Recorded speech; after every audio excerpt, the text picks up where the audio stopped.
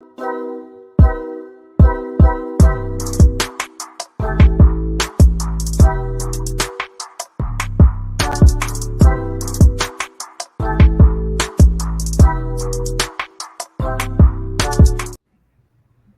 at that. Oh, hang on. I got to turn this on. One of these days I'll get this right. Perfect. All right. Welcome. We got 10 people right out the gate. Look out. We must have really hit him with that clickbait title. Well, I want to welcome everybody in. This is our week edition of the live stream. We call this Surface Noise. Thank you for joining us. Concert Buddy here, joined by some familiar faces and a new face. We'll start with the new face, Dave, over at the channel My Own Devices Audio Channel. How are you doing today, sir? Thank you. I'm terrific. Thank you very much for letting me join this exclusive club. Well, I haven't cashed the check yet, Dave, so we'll see how this one goes. And then we were just having a friendly banter about who's got it hotter. So I'm going to vote for Jose Moreno, sometimes Jose Moreno Ron, all the time Jose Moreno Ron, sweats and takes 2 showers a day. Jose, how are you doing? Good. Just I want to ask Jason if he has AC where he is at. You know, Jose, if you need some help, just call Mazzy. He's got this for you. This is like a portable AC. Is it hot outside and cold inside? Could it be? Who knows? Didn't he have like another one? He showed another one. So Here, do you need that one too? Yes. All right. Jason must be favoriting these. Let me I get don't know it if that's here we go. or, hang on. This is like the tower, right? The tower. Wow. That shit doesn't even work, I think. I don't know. It probably doesn't. If it's all about the music, it's also about what kind of fans you got.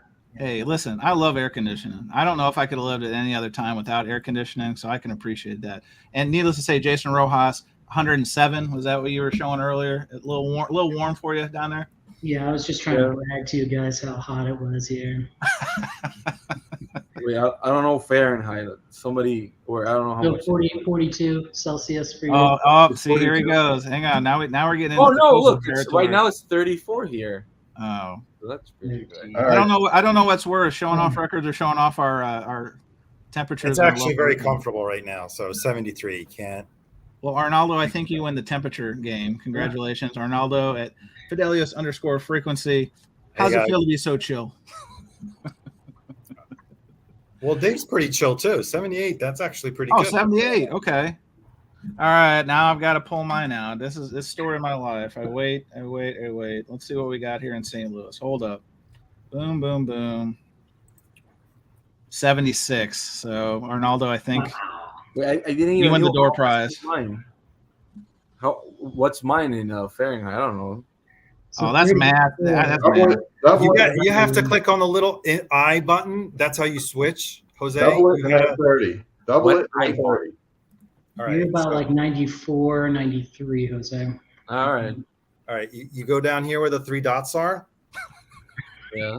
Right. Hell of a shows to start, guys. You go to the bottom. Wait, hold on a second. Oh, here it is. Next we'll be talking about record And cleaning. you click on the 3 dots and you change it to Fahrenheit. Surfactant or temperature control. You decide. 93. Where I'm at. 93. Delightful. And Permanent Records is putting out. Those are real degrees. Yeah. So you guys in the really hot temperature. Freedom. Do you try to keep the room temperature where your records are at a good, acceptable temperature? I'm personally not that anal, but I just know if I'm uncomfortable, my records are uncomfortable. They probably don't sweat as much as I do, but I'd like to be sensitive, and I'd like to also avoid warping or any of that kind of stuff. What about you, Jason? Are you ever concerned in 107 and Jose at 110, whatever you are? Nice and cool here. Like I have like limits, you know, like it can't get too hot. You know, I've seen records like warp. I've seen it, you know. You know, I don't own any warp records, so you can guess why. They flattening out from these horrible climate, you know. It does happen. I do have records that I know that they were warp and they are not longer in warp, you know, so, you know. This is really weird because you would think that me living in Florida, everybody would say, "Oh, it's really hot down there, isn't it?" But now the world is hotter in other places than Florida. Yeah. Yeah. All Well, right. Florida's not that hot, you know. Well, as much fun as it is going down in meteorology lane, let's give the people what they want, and I think they want to hear some hot takes. We'll theme going. We'll give them some hot takes. Let's kick off this edition of Surface Noise with a really interesting topic. Let me get this off the chat. Hold, please. Boom, boom, boom. All right. So, some interesting times here in the vinyl community.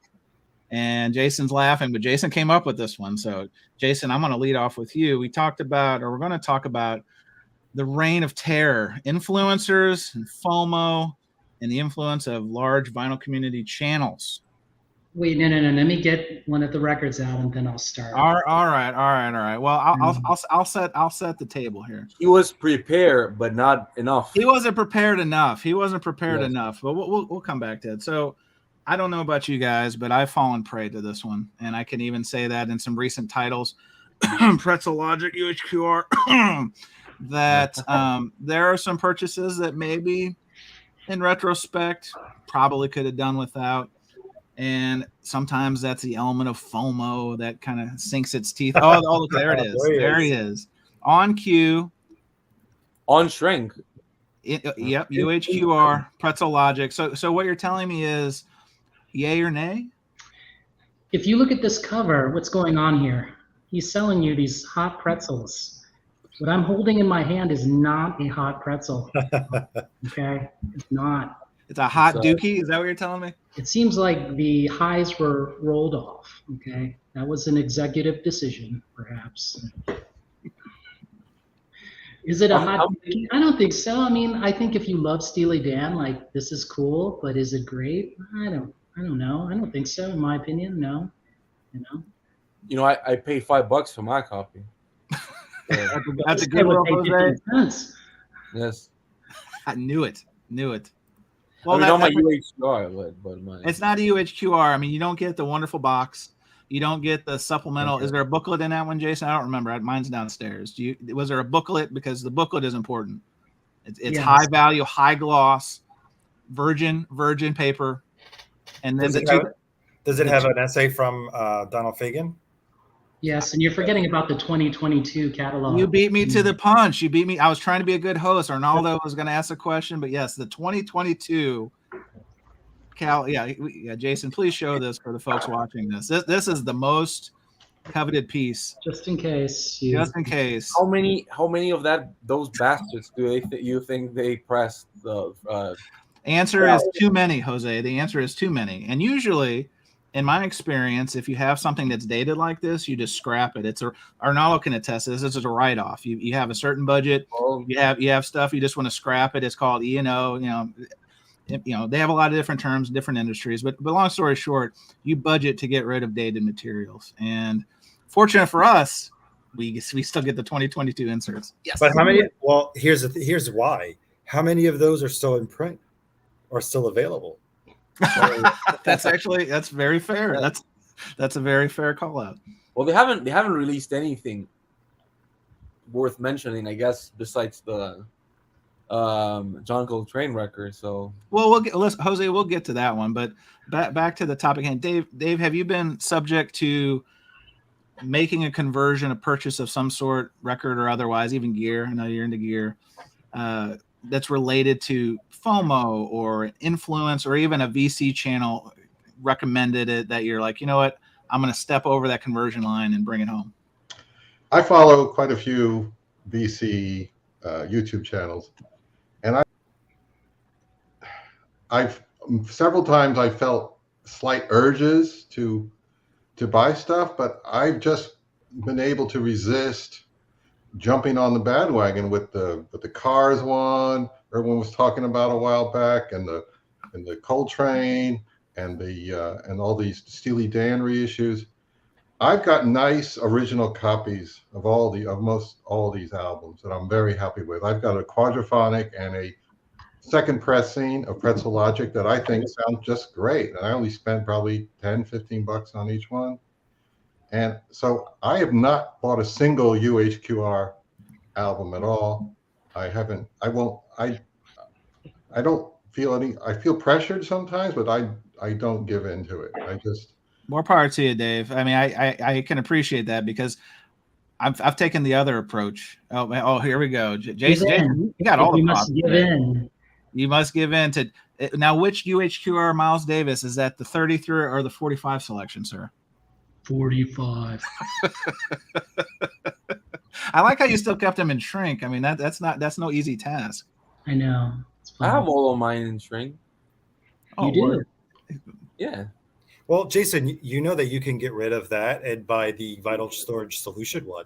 Wow, Arnaldo, what a tremendous idea. And you know what? If you want to save, Where's the coupon? Listen, if you want to save 10% right now, you can just go on their website and put Concert Buddy, BUDDIE, no space, get you 10% off, or VCP 10, Vinyl Community Podcast 10. Thank you, Arnaldo. You set me up. That was like a Dwayne Wade, LeBron James alley-oop. Thank you so much for that. That sounds like a plan for me.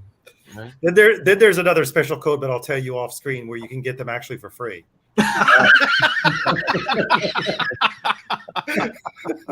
Or you can try. Oh, that's amazing. So, Jose, you still are able to source records for $5 at nefarious places. Some called Goodwill. Some I don't even know if we can say on the air. Hell, yeah. Have you fallen prey to the influencer, the FOMO, or the larger vinyl community channels that to say you've got to get this and you bought it sight unseen? Shaking your head, no. Tell me about it. No. To be honest, I really don't. I never really care what other people suggest me buying. But what I normally do, it's because I have different music tastes. And to be honest, I would say like 60 to 70% of the music that I buy, it's in Spanish or it's prog or it's weird stuff. And that it's like I keep fairly track of what's being released. So if I'm not interested, I don't get it.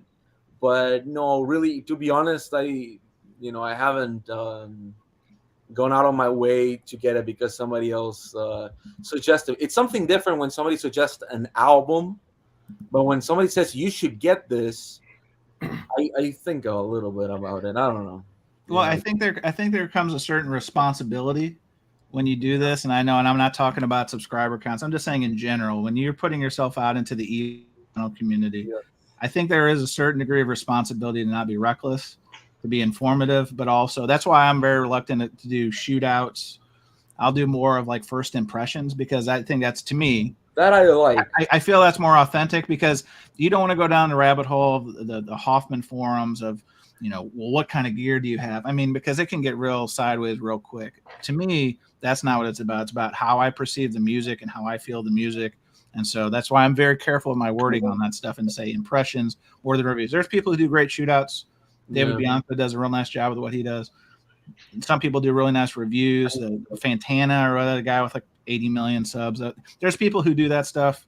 Check them out. But that's never been my bag because I do feel there is a certain degree of responsibility. Arnaldo, what do you say? Have you ever fallen prey to those late night urges? I mean, I'm borrowing Dave's word, urges to buy something sight unseen just based on FOMO or influence from a vinyl community channel. Excuse me. Well, probably let's break it down. You have influencers, FOMO, and vinyl community opinions, right? At the beginning of my, during the pandemic phase where everyone didn't have time, and that's kind of like when I started getting into like this VC. I want to say possibly the influencers caught my attention first. And let's define like influencers. Who would you say is this? The big channel. Let's call them the big channels. Okay. Who's the biggest channel? Are the big channels here? I don't want to put someone above someone else, so I'm not going to name names. Vinylize. Oh, I'm sorry. There were certain channels that I was, following at the beginning. Too many records. Right. Arnaldo, do you have too many records? No, never too many. Are you in the groove? Is that a good way to say? Are these pieces of vinyl? All right, let the man speak. Are they double 45 or 32? So, yeah, channel 33, all right. So, so yeah, probably initially I was looking for some guidance, also because I was like, okay, I Wait, want to buy this record. Let me see if there's any review about it. Right? Breaking news: you can get in permanent records right now. You can get a pretzel logic for $20. Jose, I think you melted your internet with that one, Jose. What happened? No, it's the heat. It's the heat. The shit. That wouldn't have happened to Rodney Dangerfield. I'm just saying. You know how many Rodney Dangerfield records you can buy for that UHQR? A landfill full of Rodney Dangerfield records. I'm just guessing. Yeah, my internet is shit right now. I mean, to me, buying stuff online is not fun. It's not fun. To me, the fun is going to record fairs and stores. I just drove from Florida to Rhode Island this summer, and I stopped at maybe 30 record stores along the way. Did you map them out? My first stop was Noble Records, and I bought a few albums there. I met Dylan briefly. I went up through Maryland. I went to Hub City Vinyl, which is an amazing record store in Maryland. I went up to Princeton, and I went to Princeton Record Exchange. I went to Factory Records in Dover, New Jersey.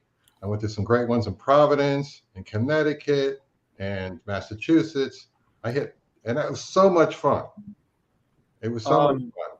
And going on Amazon or Acoustic Sounds and ordering a record online, to me, spoils a lot of the fun. I mean, when I don't live in the United States, so most of the times when I go and look for records, I get what I want. But for stuff from reissues and stuff like that, or rare stuff, I have to buy it online. Because I'm not gonna just get some wild record over here. I mean, I have. Hang on a second. Yeah, Wild Record. Jose, I thought that's your fifth name. Jose Moreno Ron Wild Record. Come on now. Yeah.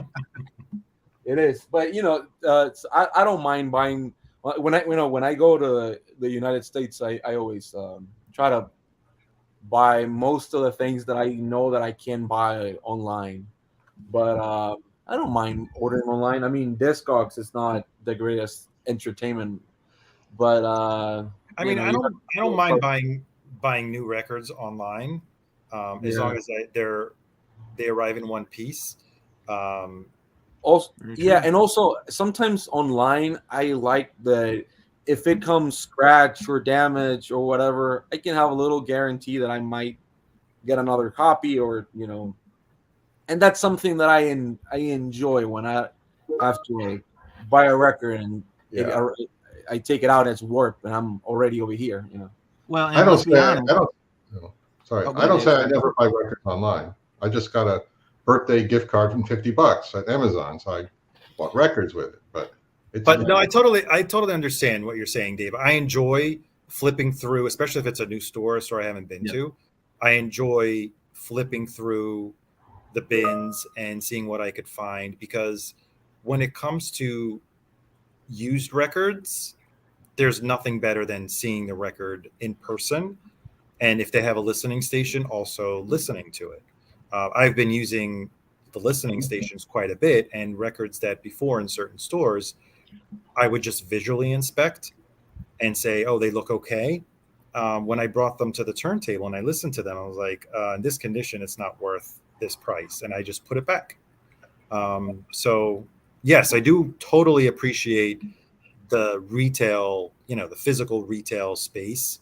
Yeah. When it comes to used records, but like Jose said, you buy a new record, and we're not going to say which online retailer. Chances are, if it's defective and if you have a problem with it, you can send it back. Yeah. And I appreciate it. Plus, I'm gonna say the ugly part out loud. You can get some great deals on new records online. It's easier to shop. It's easier to do price comparison. But Dave, point taken. I've tried to, in this year, make a more conscious effort to not pull those triggers so much on Discogs and a lot of the used stuff. I'm still looking. Don't get it twisted. I'm still going to my Plaid Rooms, Dusties, all that stuff. But in terms of converting and actually saying, do I really need this? Or like I was just telling Arnaldo, like I picked up I'm probably get some laughs at this. My first like Smiths record, right?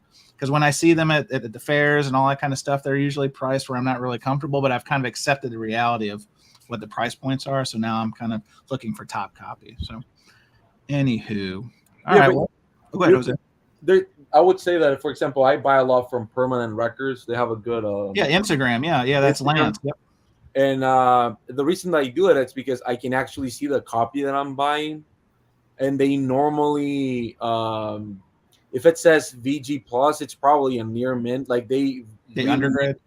Yeah, undergrade or whatever. And I appreciate that. And so, and they have good pricings. For example, I just bought a record that I normally see around $35, $40, $50 on Discogs plus shipping from the UK. And they had it for $30, and shipping is $6 for whatever much records. So, sometimes I appreciate $6, but that's to your like hub. That's I guess, but yeah, but that's better than paying $25 for shipping from. Oh yeah, no, I totally get it. Yeah. Hey, side note, Jose, what do you think about Permanent Records? Their mailer. I actually just did an order with them a week ago, maybe 2 weeks ago, and their mailer is actually very nice. It's a very slim, unless it's new or it's a one-off, because it's got the what I'll call the shark fin. Same thing, same kind of premise that InGroove uses, Acoustic Sounds uses, but it's a smaller piece. It's a smaller, called flume size than the other guys use. And I was actually pretty impressed. I mean, again, it was like a $20 record, not a lot, but I mean, for a small shop to actually put that thought, exactly kind of what you're talking about, undergrading. Yeah, very, very diligent about the social media posts. I'm not trying to like add more competition to the mix, to be honest with you, but I want to rep Lance and he's also the one who they do the Brown Acid series. Brown Acid series. So yeah, I mean, really good shop from my experience. Again, since we're on the topic of the mailers. Oh, hang on. What we got here? What is that? I guess Rhino is still using shitty mailers. This is someone who posted what they got their Van Morrison. All right. We're going to change. We're going to upgrade. We're going to definitely look into that. And they looked into it, but they had already ordered 50,000 boxes. And this person's rant is just like out of this world. Basically, he's like, you get no answer from Rhino customer service because there isn't one. That's he right. ended up calling the Rhino offices asking, can I talk to someone in customer service? And they told him, good question. And then he's now resorting to disputing it with his credit card company. It's unacceptable, though. It's unacceptable. It's unacceptable, period. But really now when you're charging premium product at a premium price, there's a premium expectation. I'm going to put that on a t-shirt one of these days. But for real, you would have thought they would have learned after the Cars fiasco. I mean, we were going to Canada. We were buying from Canada to get better packed records. That's why, and part of it's the title. I don't want to get off subject, but the Van Morrison, like the new titles they just announced, I'm just kind of underwhelming. Jose, you probably have an original right there, huh? No, this is not an original, but this is a later press. But I like which is still probably a Kevin Gray cut, right? I don't know. There's people are saying that he already cut that record once, Kevin Gray. Yeah, I don't. This copy that I have sounds pretty good. I'm not. That's what I said about. I got a copy of that Waltz for Devi, and it was an OJC as well. I got it for like $15 new. And I know I AB it with a friend that got the Rhino, and it's just a minor thing. I don't have to buy duplicates of anything, but I just think, again, I don't know why they're releasing the safest stuff right now, but they are safer stuff. Like, for example, if you put out the Black Sabbath 5,000, they'll be gone in one day. If you put out the replacements or whatever, even what Rhino has Fleetwood Mac, right? Or that sounds right. Yeah, they've got something like, because they just did the Stevie box. Yeah. So do something like a Belladonna, all analog, even something like that would go extremely fast. Well, Vinyl Me Please just did that cars 2 years ago. I don't like the Cars, but but so I'm not biased on Well, that. Jose, let's come back to that one because I don't know if we'll get to it here in the All first right. hour. But no, the uninspired choices. Jason and I, we just did that Coltrane live stream, and Yeah, no, I saw kind it. of was part of that whole thought process. We'll come back to that. All right, topic number 2, and this is kind of related to what we're talking about in the sense of you hear a lot, especially with the UHQR and audiophile and all those kind of buzzwords. The hunt for the best pressing, is this a good thing, a bad thing, or who cares?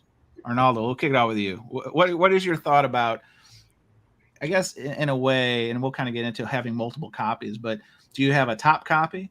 Do you have like you said before, you have some sealed records? Like, what is your thought process? Is it? Well, it depends. I have a lot of originals, and unless a reissue sounds so much better, I'm not going to seek it out. And then there's records that I never got a chance to buy because I probably bought them during the CD era, and I didn't, I wasn't buying vinyl at the time. Mm-hmm. There's times when, up until like maybe 3-4 years ago, I was buying the recent remaster or reissue. Now I'm being a little bit more, I'm trying to do a bit more research and make an informed decision. So I do look at forums, ask around people in the vinyl community. Hey, what do you think about that? Is that a good pressing? So I do my research. For the albums that I love, I do have multiple copies, searching for the one that sounds the best. Mm-hmm. But I can't do that for every single one. And if I do come across something that I purchased and it sounds better than the original copy I have, I'm not going to keep the other copy. I may sell it off. Not when I say original, the first copy that I bought, which could be an original, or I tend to not sell originals anyway, even if I bought a second copy. But if I bought a reissue and then I buy another reissue that sounds better, then I'll get rid of the reissue. Dave, what say you? Are you the type of collector that this is part of your collecting approach, that you do certain titles, or is that just holistically you're always looking for the best pressing? Sadly, yes. Okay. maybe a year ago or so, I fell down a rabbit hole on this album. Let's make you big. All right. So you got Diamond Dogs by Bowie. Oh, now flip it right over before you even say another word. Oh, well, you got the record behind. Is it the one people are looking for? The one with the the one with the no, it doesn't have the. Okay, all right. Just ask. I had to ask. No, I'm not even sure that's real. I mean, I know they printed them out. I know they hit some covers, but I read somewhere that they never put vinyl inside those covers. They never actually released them, and people.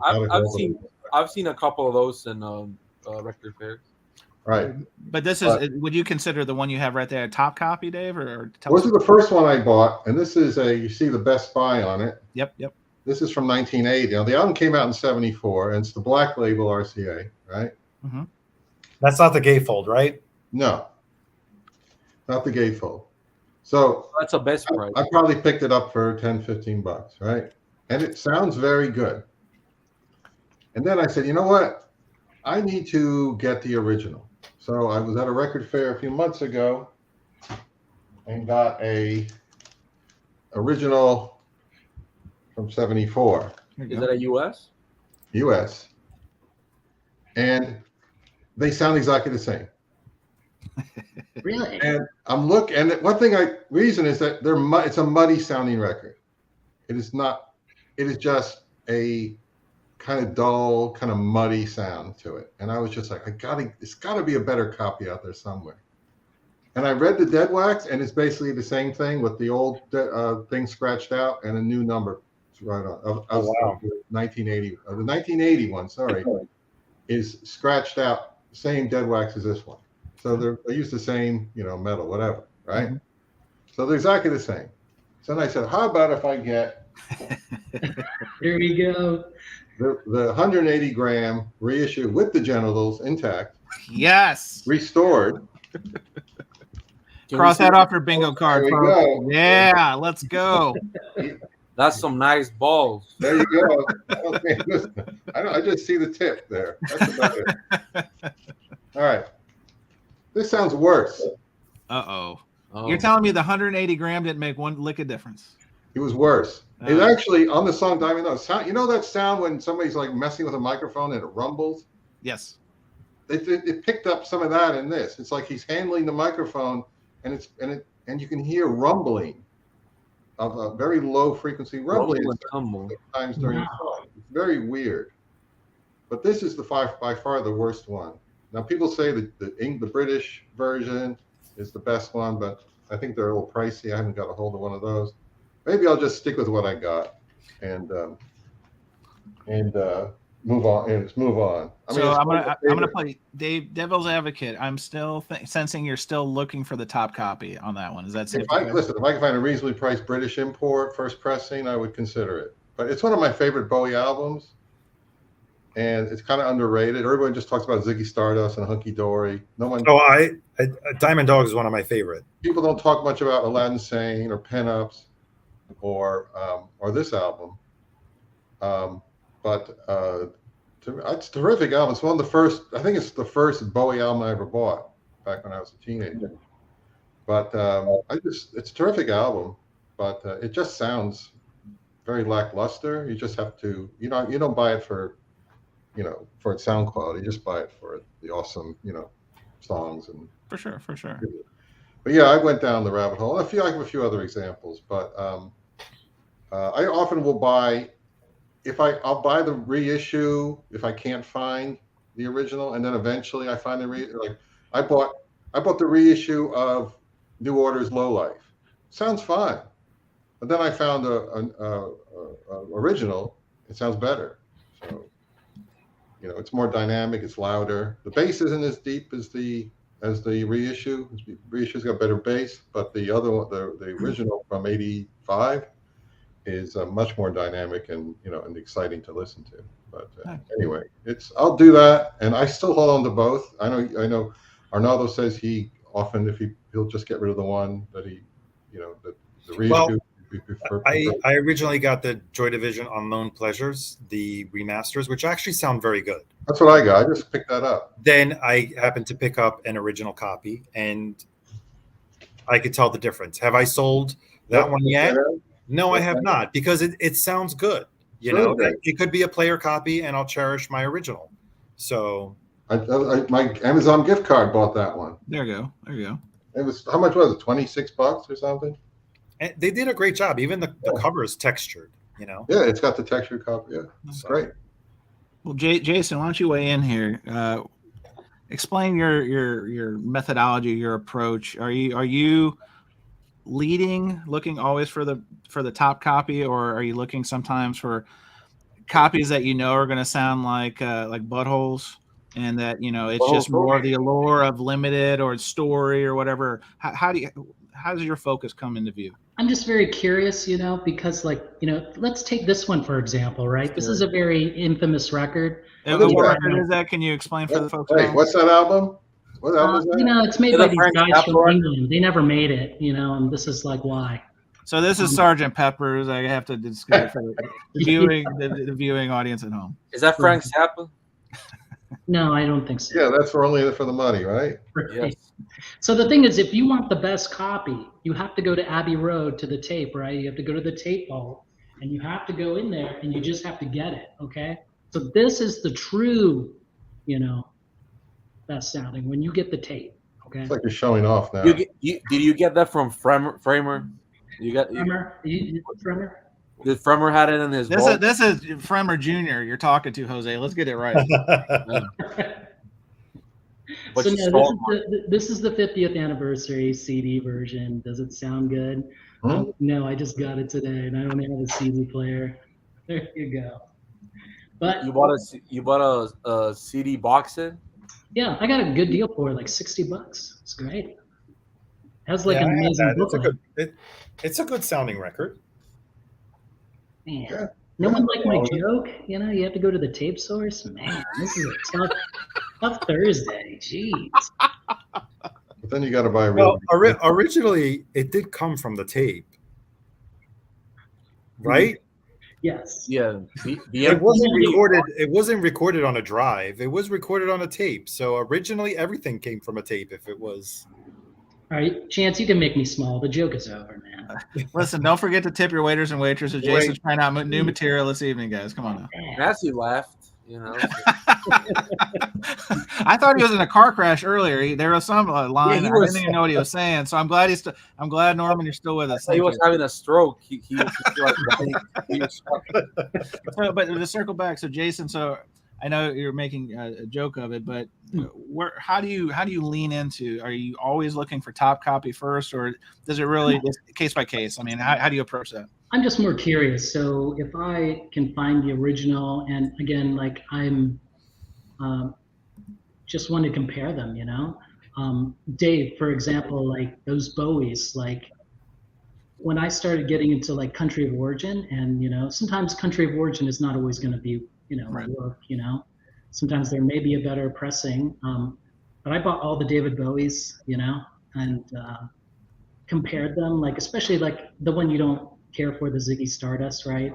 When I compared the UK to like the it. US, that was like earth shattering, like how good it was, like so much better than the US. Like I was kind of like, why? What the hell happened here? Did they not give them the same plate or something? What's going on? And then I went down that rabbit hole hard, you know. But Chance, I'm not looking for the best. I just very curious, you know. And if I can afford it to buy the copy, you know, either an OG or, you know, somewhere second press, you know, I'll do it. You know. So, side question, in this vein, and put you guys on the spot. What is the most copies of one record, top of mind? You can generalize. We're not going to audit you. That you have of one particular title. No judgment. This is a it's like a Planet Fitness. This is a judgment-free zone. I have 10 copies of Polygon Wonderland by King Gizzard and the Lizard Wizard. Man, Jose, no hesitation. You just pulled that right from the holster and whipped it out. Good for you. Yeah, and I have one in cassette as well, and one on 8-track. So you can. And is that because that means a lot to you, or because you just it's one of those things whenever you see it, you just grab it? So that King Gizzard is a band that sometimes put out records that you can bootleg for free. So they put out the masters and the artwork and whatever, and they put stuff out there, and anyone can press the record. And so there are like 300 to 400 pressings of it. And each time that I see one, I buy it just because I absolutely love the record. And I'm never going to have them all, but, you know, it's, and Nathaniel Mars is saying the truth. It's like not even 5% of all the, so it's not the same. I don't have the same pressing. I have different pressings, you know. So I have 10 plus my label put out a cassette, and then a friend of mine put out a thing. But I don't usually go out for doing that. You didn't ask me about the question. But tell me, Jose. If I missed you, listen, I'm not the best at this. No, most of the music that I like has not been reissued. So sometimes it's all about like getting either a bootleg, sure, or getting, you know, having to buy an original one. And for the longest time, sometimes I'm someone that I don't mind getting reissues because sometimes they're so expensive. For example, I like a lot of Argentinian music, and every fucking pressing, doesn't matter if it's the most common one or a very obscure one, you can't buy any of those for less than $100 for all the classic rock and prog.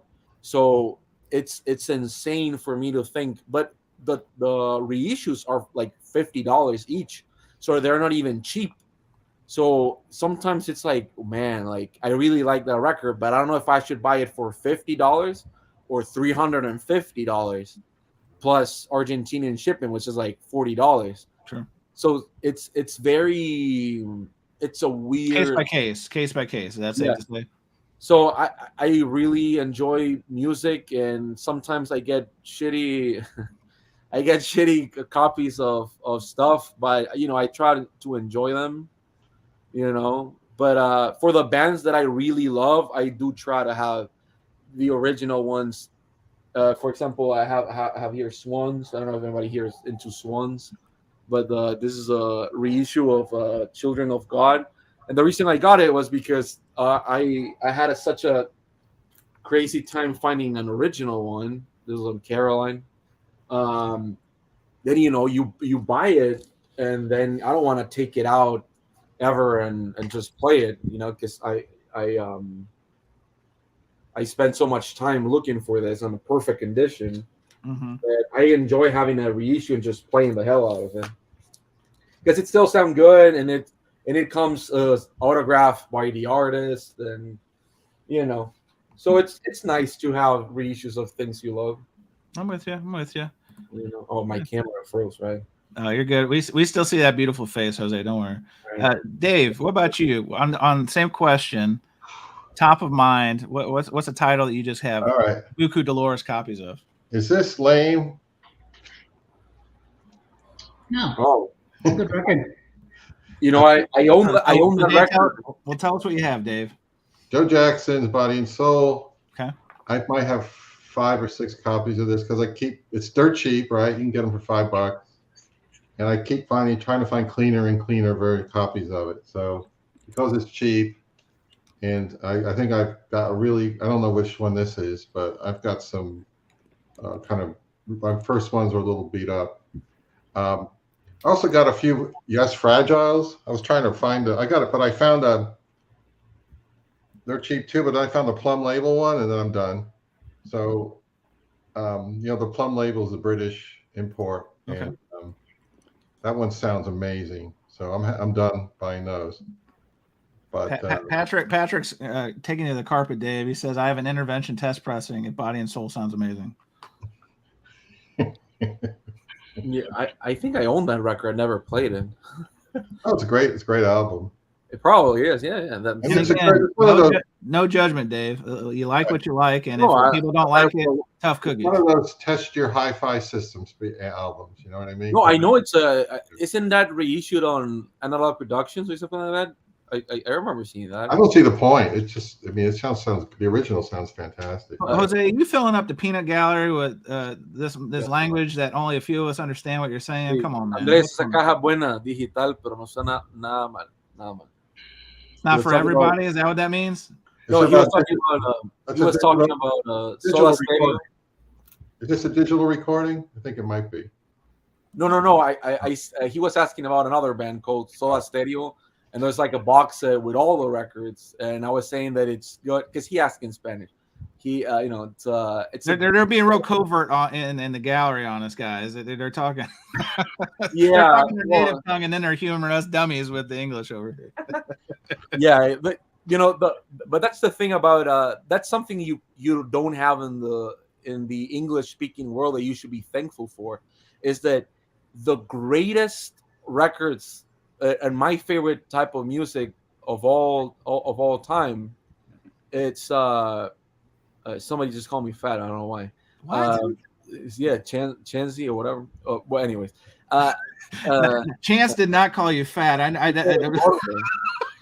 No, it's this is Chauncey. Chauncey got one of those Rosetta Stones, and I think he meant something else. What are you doing, Chauncey? Well, anyway, I'm going to take you to the steel cage, Chauncey, and I'll drive you. Get out of here. What you have here in Latin America is that Sony Music, Warner, EMI, and all those labels, most of it, they burn all the master tapes long time ago, like back in the 2000s, 2001, 2002. Burn them? They burn them. So they digitalized them on like DAT or whatever, and then they kept that, but they burn all the analog masters. So very few records, no matter how famous they are, you can only get them digitally.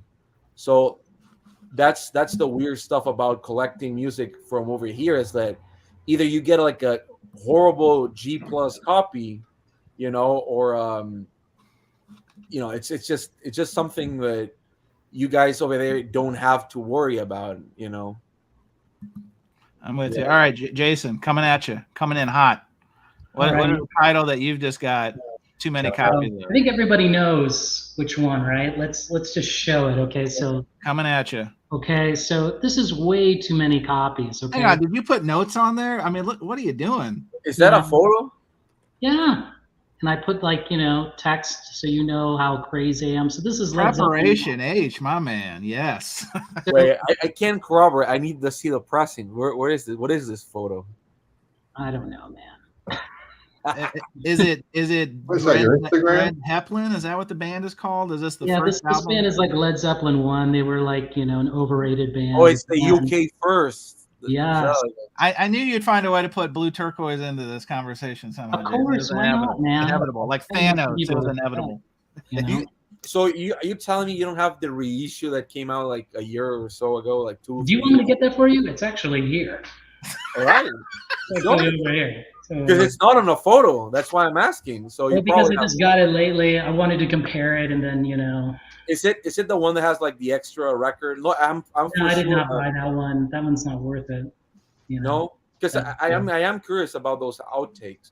I am one of those few. You like the extras. You like the bunnies. Let's be honest. I have a few of those with the box. The reissues, yeah. Hey, Jason, Michael But I Tedder don't wants to have the know first one. if you'll raffle off the turquoise to someone in the stream. Is that an option tonight? No, that is not an option. Okay, Michael. just want to be clear. We want to make sure. We want to dispel. Listen, we don't believe in drama and lies, so we're meeting them head on in this stream today.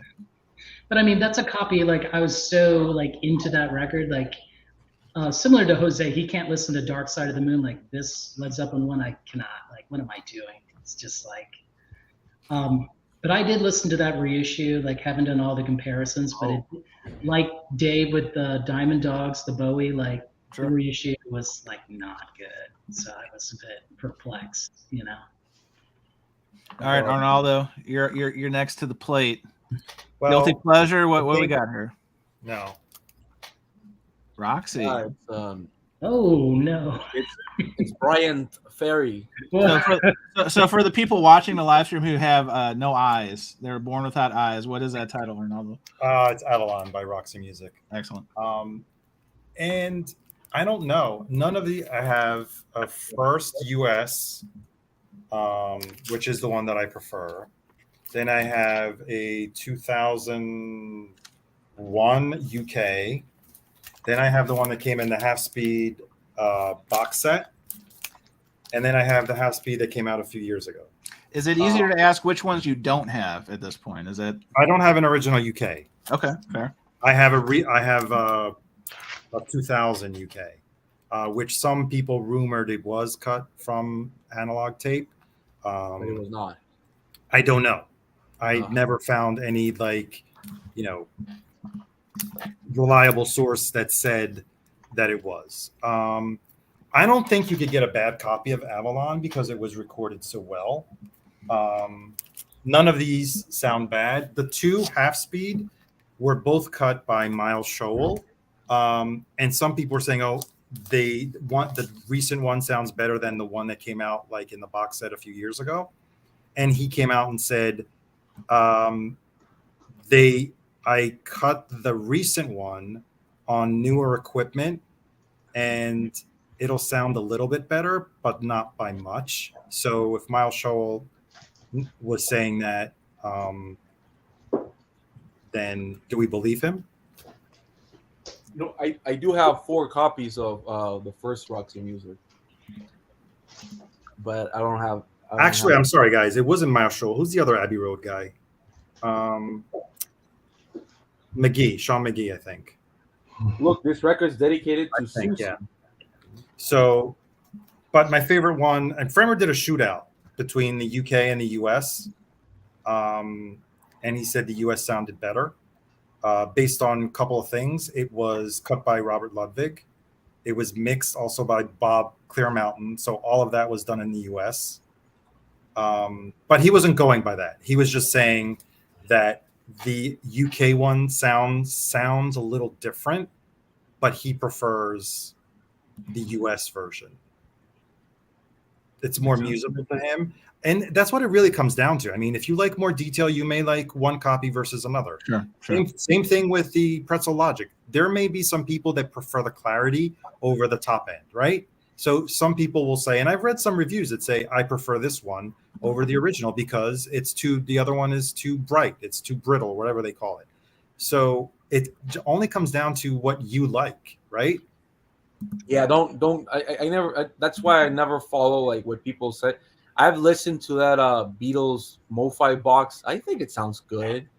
I know Jason probably is gonna pull it out of his ass right now. Yeah, he's gonna pull it out of his D hole, I think, right now. There it is. Yeah. So when you go to prison, they give you this, right? Yes. And they're like, "This is all Bread, you get. water, and the Beatles MoFi box. This is all you get, right?" And you're like, "Didn't MoFi make a Stones one too? No. Is that shit already rusty? What is that? You know, come on. It's weathered. It's a patina. Yeah, it is. patina It's of the whole patina. thing. But you know, mean, I look at this. listened You to open that. this little thing, right? Look Did at it come that way? Yes. Yes, it did. You know, I listened to like 3 or 4 of those records. They're not as bad as people say. Yeah, they're better stuff, but I wanted to answer Nick's question. all right, Patrick, sell it to me. Thanks. Oh, about the Smiths? Yeah, I had it starred for later, but we'll go to it. Um, So Nick asked, Arnaldo, have you found that certain Smiths U.S. pressings sound better than the U.K.? Meat is Murder is one that I believe the U.S. to sound better than the U.K. Your response, sir? well, I only have original pressings of the Smiths. The only one that I have, a U.S. pressing, is Meat is Murder, and it was the first one that I bought. And at the time, in what was it, 85, I wasn't too happy with it. But now that you brought it to my attention, I think, and I bought the UK version subsequently, like only maybe 10 years ago. So now I will actually go and compare the two. I think the UK may sound better for starters because the US version had also How Soon Is Now on side 2. So it may be a little bit more, there's probably more information on side 2 of the US copy, and in that case it may suffer a bit. But Nick, I'll definitely take the time to compare the two and give you my thought. I remember the US vinyl being a little bit noisier, which I was a little surprised. Had more like vinyl noise, like surface noise. Nice. I accidentally bought a unauthorized copy of Meat is Murder on kind of transparency, kind of purple vinyl at a record store down in Clearwater or somewhere. And I looked it up on Discogs. It says this is unauthorized. We can't sell it here. And then I picked up a Sire Records US pressing. And to be honest with you, that unauthorized copy sounds better. Yeah, Well, are you sure it's unauthorized? Because the colored vinyl. It says maybe. Okay, because I have in Germany, they did a whole run of the colored vinyl back in the 80s, like almost shortly after they came out. Okay. I never. Does anybody here know how to reverse when Discogs says that a record is a bootleg and you can buy it or sell it when it's not? Because that's crazy to me. Like I was looking for this record. It's called Spinetta in Horas, and this is a Sony release, but Universal. This is Universal, and you can buy it on Discogs because it says it's a bootleg, but it's definitely not. And I don't understand how that can happen, and I don't know how to reverse it. Can you reverse that? Well, listen, their customer service is almost as bad as Rhino's, so I would say good luck. Tell them good luck. How about that? I got banned once from Discogs for arguing with a moderator. Beautiful. I put up a release from my label, and I posted photos, and they were all outtakes from the photos that I had taken for the website, right? Okay. And they said that they were like taken from the internet. I was like, no, I was the person who took the photos. I'm the guy. Yeah, and the guy was like, please stop uploading it. I don't believe you. And I was like, and I put a photo of me on the records and everything, and up on Discogs. That's like the photo, and the guy just like banned me. straight up banned you. Oh, Yeah. and Dave's pulling out his All right, here's my official sire copy. And this is the one I picked up. It has a, what's that, a rough trade looking label. Interesting. And you see the color of it? Is that like an auburn, or is it kind of like a Kind of brown. I'd like to call Amelia McLean Robertson, mobile. Uh-oh, Siri just missed it. uh-oh. But Skynet is still aware. and the dead wax has hardly anything written on it. Just a Oh, well, it would have, if That's it like- was an original UK, it would have usually the inscription. yeah, it has Like, no, the specific inscription by Morrissey in there. It's usually some kind of like wording, a play on words. And it says what does it say? I don't know. It's hard to read it. It has only one little line on it, nothing else. No, anyway, so yeah, it's kind of orangey. No, it's kind of purpley brown. It sounds good. it was probably done from a CD then. Yeah, probably was.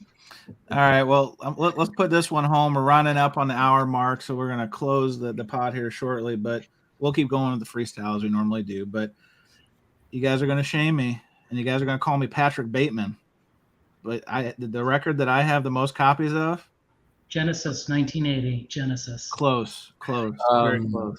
Jose, The Stranger, Billy Joel. God, you guys are really no. good, but you're just not there. Jose, You, Luis, and the news. yes, let's go, Jose. Yes. It's a good sports. Is it I was sports? course. going to say Face Values by Bill Collins.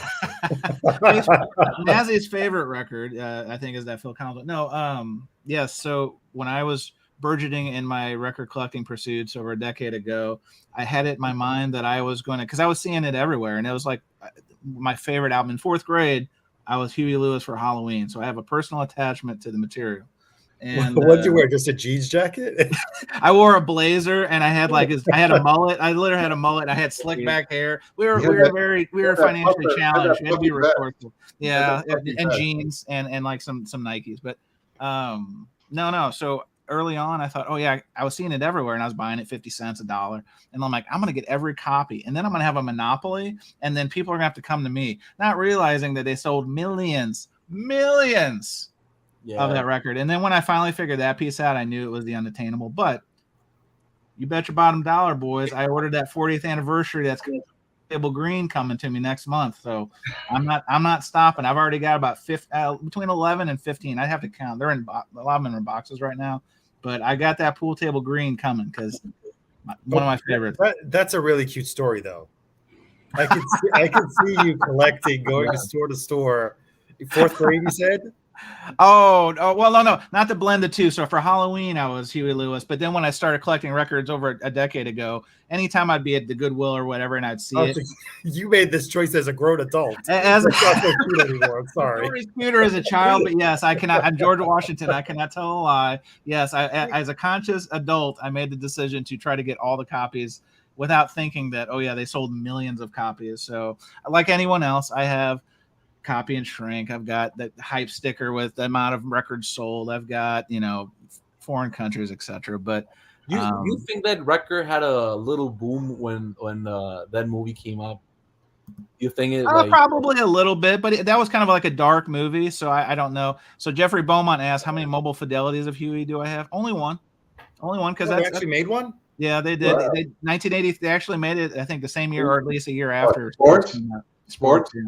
Maybe for another day this topic, but the soundtrack for American Psycho has never been released ever on CD or vinyl or anything, and John Cale from the Velvet Underground did that soundtrack. Ah, okay. Yeah, he did the piano for it. Never been released. Just well, now the that more you know, the more you know. The more you know, like that. Yeah, the NBC. Yeah. So now that I've embarrassed myself and told. I'm sure that somebody will ask me to post that fourth grade Halloween photo, which I'll have to dig that up at mom's. It's a comfort record. I don't think that you can shit on that one.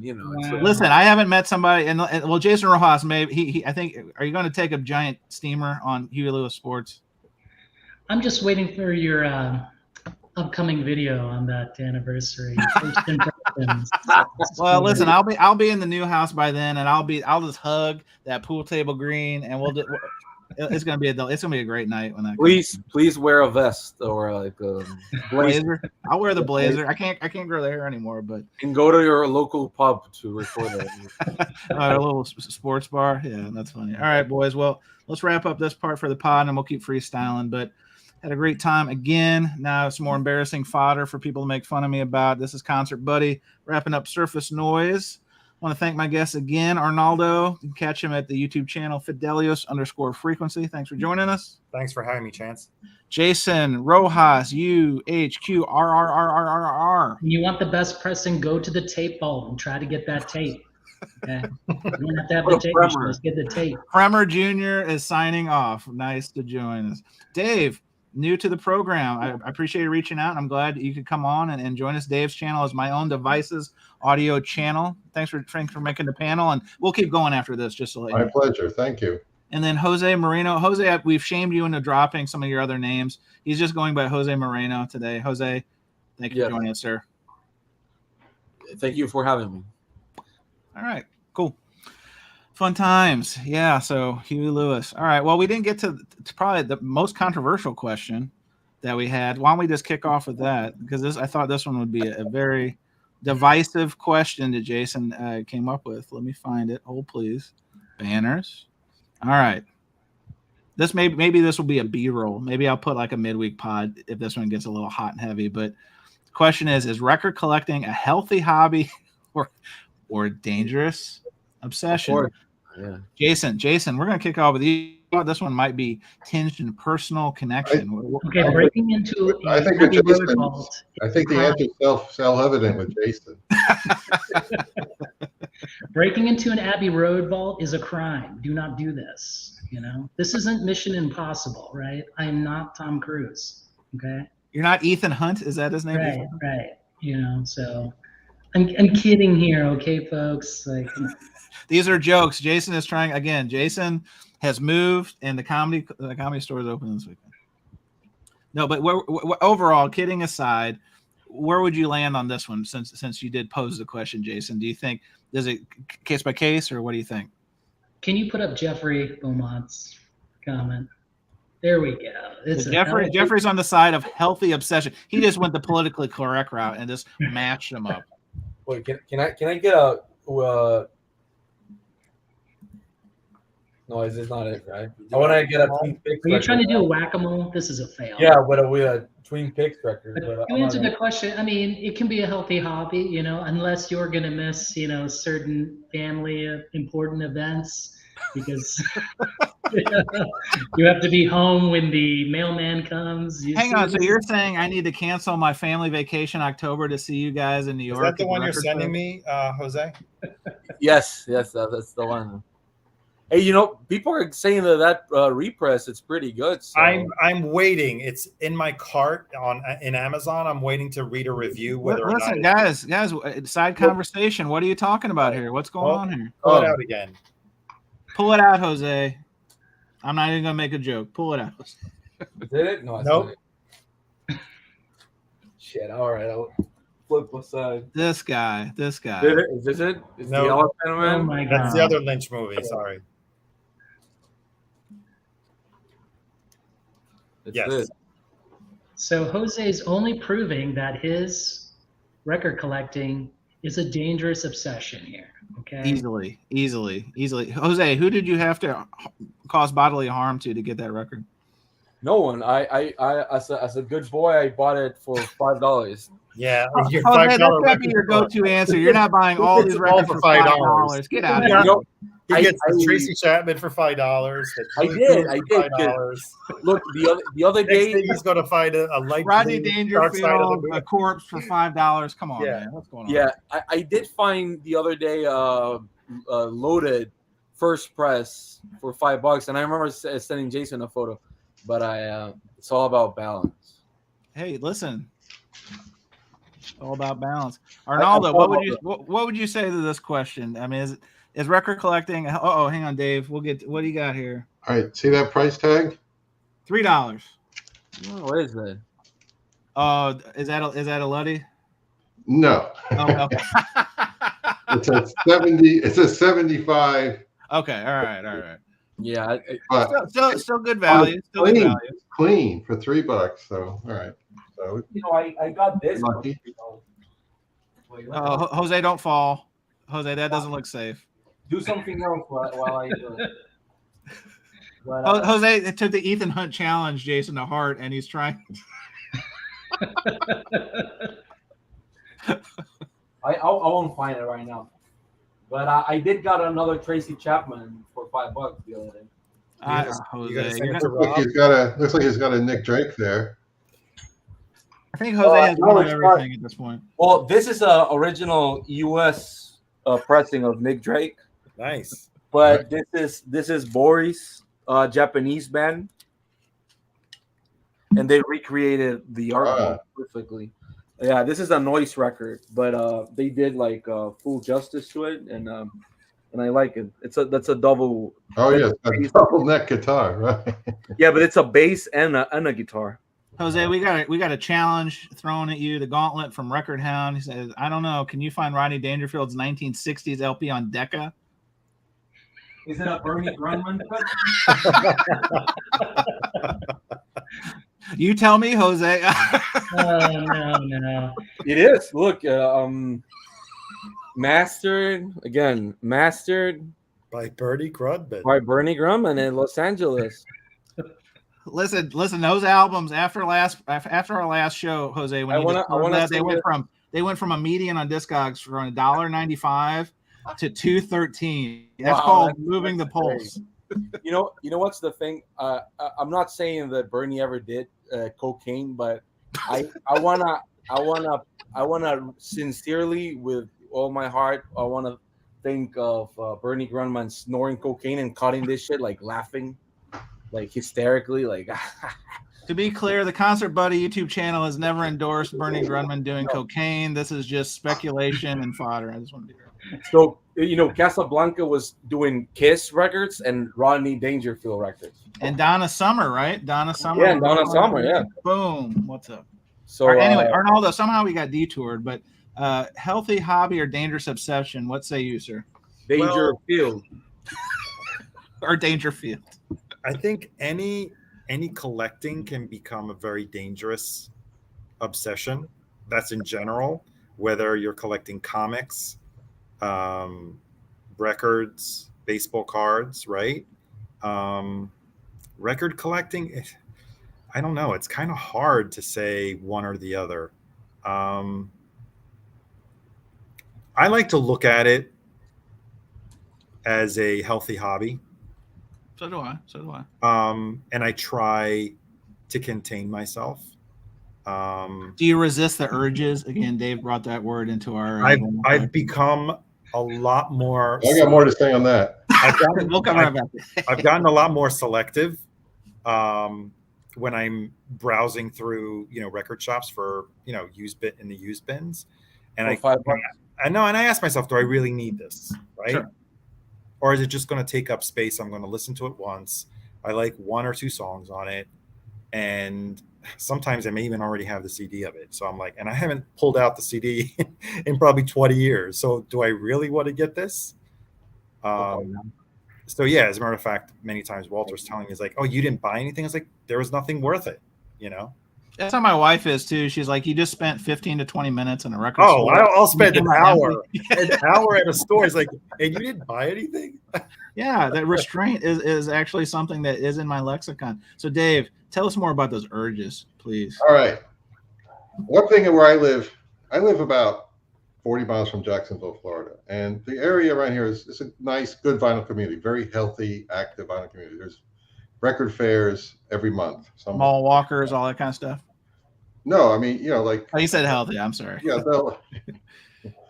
there's some good record stores in the area. Sorry, Dave. Put up Nick's comment. So yeah, Nick, we get together pretty much every day to talk about records. I'd say that's a bit obsessive. Yeah. Point taken. But Dave, yeah. So your area, there's a good community. Good right, and there's this organization that puts together really big record, fairs where a lot of people from miles around come around and show their stuff, and it's almost like every month or every other month. And there was one last weekend, and all month I'm going to that one. I'm going to that one, and I was like planning it, and I was setting my calendar, and then that morning I'm like, do I really? I mean, I was in a real dilemma. I was like, I put my shoes on. No, I'm not going. Like I have to resist. And it was a constant battle. And in the end, I didn't go. Was it left shoulder, right shoulder? You had the Right. parts of your psyche. I need to save up some money. I would have had to. I usually try to like sell stuff like hi-fi gear and stuff, and I got some money and I go with cash. I didn't want to go to the ATM and take money out of my account. Look at that. I wanted to do it that way, and I didn't go. And the whole time I'm like, what time is it? Oh my god! Shame on you, Mike. Shame on you, Mike. So, Those are small businesses that have mouths to feed, Mike. What are you doing? How dare you? and Some motherfucker doesn't have Chinese food because of you. I mean, Chinese takeout food because of you. I was not traumatized, but I was rather stressed. I hope not, Dave. Because I thought I was missing out. Like, what if it's but I didn't go. And to me, the worst thing is to walk into a brand new record store you've never been to before and not find anything. That's a drag. That happened to me Happened to me on my trip a couple times. last Sunday. Is that the day that you sent me that Rodney Dangerfield record that you didn't buy? No, when I sent you the Weird Al. Because now I'm shopping for comedy records for Jose. Hey, we're gonna start a mentor program for Jose. Mazzy and Jose. We're gonna put together in terms of the whack-a-mole next generation. We're gonna start a whole series. Well, let me show off. Let me show off this beautiful pressing of Is that an oldie? All Hits Tokyo. This only came out in Japan, and it has karaoke versions of Eat It, which is pretty fucking great. This is a promo copy. Once again, Jose is saying to you, record collecting is a dangerous obsession. I think he's making that point. Yes, sir. Yeah. My question here is like, why is Weird Al Yankovic's name like it starts with an A in English? I don't know why that's. But this is pretty great. New English, I think. Well, it probably says Al, who is weird or something. Yeah, something like that, yeah. Mr. Frump in the Iron Lung. Huh? It's in a deep cut. It was a hit over there. Oh, that's the 45. Yeah, that's a good one. Yeah. That's delightful. I love Weird Al Yankovic. Well, Dave, your point's taken because I can appreciate you actually having restraint about. I will say for myself, there have been record fairs or record shows. I think I've said this before. My area has like 6. Like it's a little too much. Like I think quarterly is probably good, but 6 in a calendar year. So there have been times I've gone like back-to-back months, and it's just the same shit, to be honest with you. So in those instances, I just do it. For me, one of the reasons I go is the socialization thing, and I see a lot of the same buddies and that sort of thing. But I've gone and I've paid my $5 early bird and walked out with nothing. Yeah, I wish I would have found something, but I'm so bad. I'll just go buy a CD before I leave. I'll just go to the CD. Just to feel like the trip was worth it. At least come back with something. Yeah, that's fair. Right. Uh-huh. That's fair. Well, Chance, when we meet in Austin and you have that urge kind of hit you that Dave mentioned, and you need help, some restraining, Jason, I need a fix. Give me that black gold right into my veins, please. It's a sickness, absolutely. I am actually always looking for a comedy record that if you ever see Arnaldo, let me know. It's Ben Stiller's father, Jerry. I've never come across. Stiller and Mira. He had a record with his wife. Right. It's pretty rare. Stiller and what? Stiller and Mira. Yeah, they're a comedy duo. Yeah. That record I never. Mira. Jerry Seinfeld, that a poor human being, no money left. He has every comedy record that's ever been put out. Like he has like 5 times my wall here of comedy records. I had no idea. Records. Yes. Huh. There's an Stiller, Jose, you better hurry up. George Borton's closing in on the Dizzy collection. Yeah, I'm seeing that, right? Yeah, Listen, all these backroom deals that go on in the gallery. Like, come on, guys. Like, what's happening here? you know, I was trying to locate my. Chance, you're gonna have to start collecting tax forms and declarations. Yeah, I need to If get they start excited. selling- This. I if they mean, start selling listen, during your Daddy's stream. got to eat. Yeah, come on now. Come on. I think I even have. They told me I was getting a super chat button one of these days. I see a super chat. Help a brother. I know. Let me tell you about this Adam Sandler no. record. Let me tell you about this. That is the lesser of the two. You're going too far. You've gone too far. Look, I'll tell you this. I once asked a lot of friends of mine if they wanted to go to Austin, Texas, and I just bought this record, and then I left. Didn't he win a Grammy for that album? Of course he did, because this is a Right? beautiful record. Yes, my camera, it's all fucked up, but it has the Waterloo sticker price still, $17 bucks. That one actually of the two. So they released his first two comedy albums, Record Store Day. That one was still in the bins. The first one went like no. I like the first one myself, but well, you know this going for $100 right now. That's what triple digit. Yes. No, come on. Yeah, look it up on Discogs. Yeah, it's going for like $100. Hey, Jose Brad Theo has a question about that Jerry Steinfeld story. Does he have Michael Fermer's comedy albums? Probably. This is the other one. This I bought on Record Store Day in Austin. Yes, that's the one I grew up with. I mean, I had both of them in CD, but to me that's the better of the two. Hey, $21.99 for this record. This is a great record. Look, Rob Schneider's here, Conan O'Brien, Tim Meadows, David Spade, everyone. I haven't bought a comedy record since Class Clown by George Carlin. Oh, that's pretty good. Oh, I'm talking about bootlegs that are better than the actual copy. I got this bootleg. You think that's better than the reissue it just came out? For the US, yes. For the European version, no. Really? Okay. Once again, Jose proving a dangerous obsession. I mean, it's kind of like a psychological thing that if you just give someone enough rope, they just kind of walk into that bear trap. It's pretty impressive. I'll say that a joke. What is Massey talking about? I think his computer broke.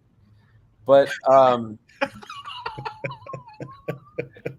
heard this one. Is this who put that one out? Is it Salina? I think that comes from Salina, Kansas. Salina, Oregon. Somebody said wait. Jose, Jose, I'm going to challenge you. I know you're going to, after you pull out this record, I got one for you to find. I'm going to test you. You ready? This is David Lynch. Is that your David Lynch cube? You're pulling keep going back to it. That seems like They're all out of the same cube. This is also my this is my soundtrack. So I have them in over there. I have like oh jeez. That's a great thing, you know. You know, the records in Record Store they started releasing these like Goblin compilations that are pretty good. I think there's 2 or 3 of them. They're pretty good. Yeah. What do you? Jose, what do you think about Goblin? I love Goblin. They're a great band outside of soundtracks and inside the soundtrack. All right, Jose, comedy albums. Do you have any Rudy Ray Moore? Because you know they yeah, I do have, but I don't have them here. They're off campus. Yes, and I have him without the sticker, so he's just like showing his dick off.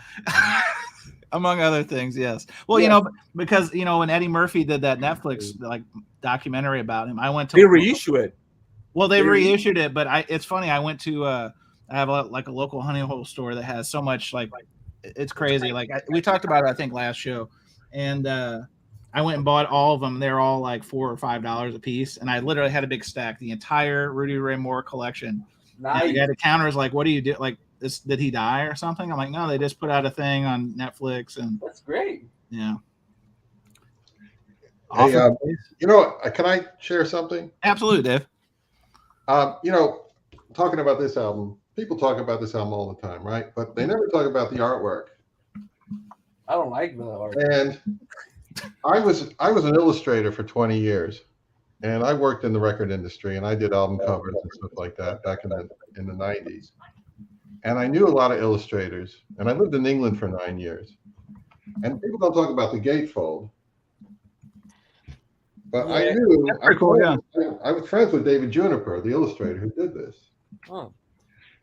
and he's a very talented guy. Well, he was pretty young when he did this. It looks like a video game from like Doom era. And I knew George Underwood. And George Underwood was David Bowie's best friend growing up, and he's the one who did Who paralyzed his Hunky pupil. Dory and Ziggy Didn't Stardust. he punch him? He punched He him in the eye, hit him with an eye. Yeah. and that's why he paralyzed his pupil. Your pupil, and he also did those Reach the Beach albums for the Fix, and he did I think he did a T-Rex album. He did a bunch of albums back in the day, and I'm also friends with James Marsh, who did all the Talk albums, most of them. Oh, that's great. That's pretty good. I like Talk a lot. And I had an art gallery back around 20 years ago, and James gave me the permission to make prints of his album covers, of the Talk album covers, and I had a big wide format printer, and I used to sell prints of his the Talk album covers all the time until he decided he was going to do it himself and make the money for him rather than split it with me. But so I did album covers. I don't have it handy. I did album covers for a band called The Beautiful South. Oh yeah. Oh wow. You did those? You I did the illustration of those? I did a couple of them. Sweet. And I did a DVD cover, and they used to be the House Martins, sort of. A couple of the guys were in the House Martins. Yeah. I remember. I love the House And Martins. I knew Paul Heaton, and I knew the guys in the band. I used to hang out and go to free concerts and hang out backstage with them and met British celebrities and stuff. And that was a lot of fun. I miss those days, but the illustration business disappeared about 15 years ago. Did you do the 0898? Yeah. That's a great cover. Yeah, I did that one. That's a great cover. I love that. Yeah, I did that one, and I did Head Nodders and what was it one? Gold Diggers and Head Nodders. It was like a covers album, and that was a CD. Those were CDs, but it did come out on vinyl. The 0898, yeah. But yeah, I used to do a lot of illustrations. Yeah, I was. Yeah, that's beautiful. It's very like And I did one image for every it's song like on the album. 1950s kind of, right? No, it was a turtle heads faces. Yeah. Right, but it reminded me of the 50s era. Like mid-century type of thing. Yeah. Okay. Well, guys, we have some headlines I got to get through. There's breaking news anytime you do one of these live streams. The first piece is apparently there's been a shots fired. Salina just declared war on the bums. So this could get real ugly real fast when you have a powerhouse of Chad Kassem and the dedicated folks in Salina. I keep saying it like that because I think Mike elaborate further on this? Yeah, Mike, you may need to come up here because it's a safe haven. We want to make sure that you make it through this program at least. Can Mike come up and show some? We want to give every party a voice, right? That's right. Listen, we're not taking sides, but we're taking the right side. If that makes any sense. What's going on? No more free shipping to the jazz bums for UHQRs? Is that what's going on? Hey. George Borden earlier, and I hope George is still here. I did star this one. He said, I just read that the Talking Heads are reuniting for an anniversary of Stop Making. Yeah, they're doing a Q&A. I forgot where. It's maybe live streamed. It's in New York. But it's not a performance, right? No, there's just a Q&A. Mm. Yeah, but it's in New York. That's kind of misleading because I read that and I had read about the Q&A, but then I saw George's thing and I thought maybe hope beyond hope. Yep, there you go. Yeah. Love you know, this is a record you can get for like $5. Jose, no. Oh, this one. Is that just the pared This down is version? the score. This is not the mute. This is not. Okay, yeah. Okay, I feel all right. I can see that. All right. But those are the actors, right? What? Those are the versions from the actors. Yes, music from True Stories. Yeah, I don't have that one. This is pretty good. You can get it for $5. It looks good in your house. You put it there and you forget about it. All right, some more headlines. So Leland asks, is anyone familiar with the Elliott Smith side project that Third Man is releasing on vinyl? Yes. You got it? No, it hasn't been released. It was like a cassette that they're reissued.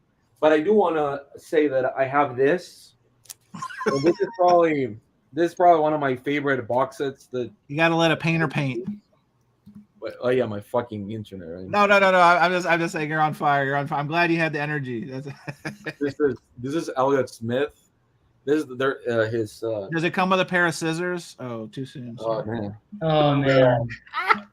It comes with like beautiful black and white photographs and like handwritten lyrics and a bunch of like stuff from around Oh, that. here he is. Oh, But this is I suggest reckon this is like $100 on Discogs right now. I have that Elliott Smith. Yeah, it's beautiful and it's Yeah. This is like a coffee book type deal, and somebody recorded one of his earlier shows, and it's here, and it's like only like 10-15 people in the show, and it's beautiful. It's completely beautiful. But that Thurman Records, it's a cassette or a demo and outtakes from his first band, Heatmeister. Which is Mazzy, I gotta ask. Top button's unbuttoned. The second button's unbuttoned. What's going on here? I mean, I have the air conditioning here. It's like- Well, first of all, the heat. It's the in heat order to enter outside. the stream, we all showed. if someone told me that the Pacific Northwest would be 95 degrees in the summer, I would have stayed in San Francisco probably. Well, in order to enter tonight's stream, we all had to show what the temperature was. on yeah. our So phone. please, show us. Oh, It's cooled off now, so it's 7:30. I don't have AC, and it's 100 and whatever the Okay, fuck. it's cooled off now at 7:30 to 81 degrees. It's hotter in Seattle than Florida. Yeah, it's hotter in Seattle than in New York. It was 92 or 3 today. It's It going to was cool off tomorrow. 73. By the way, I am officially saying that I have some Beatles 2014 records to swap if anybody has Daniel Johnson records. All right, that's it. Thanks. That's it. Let me show these I was comedies. gonna say you got some records on your lap. Well, I grabbed some comedies. This is not everything. George, you can look. Oh, I want to too. see that.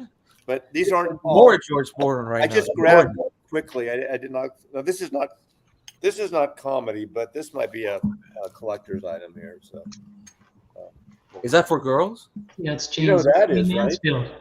that's That's Selma Blair.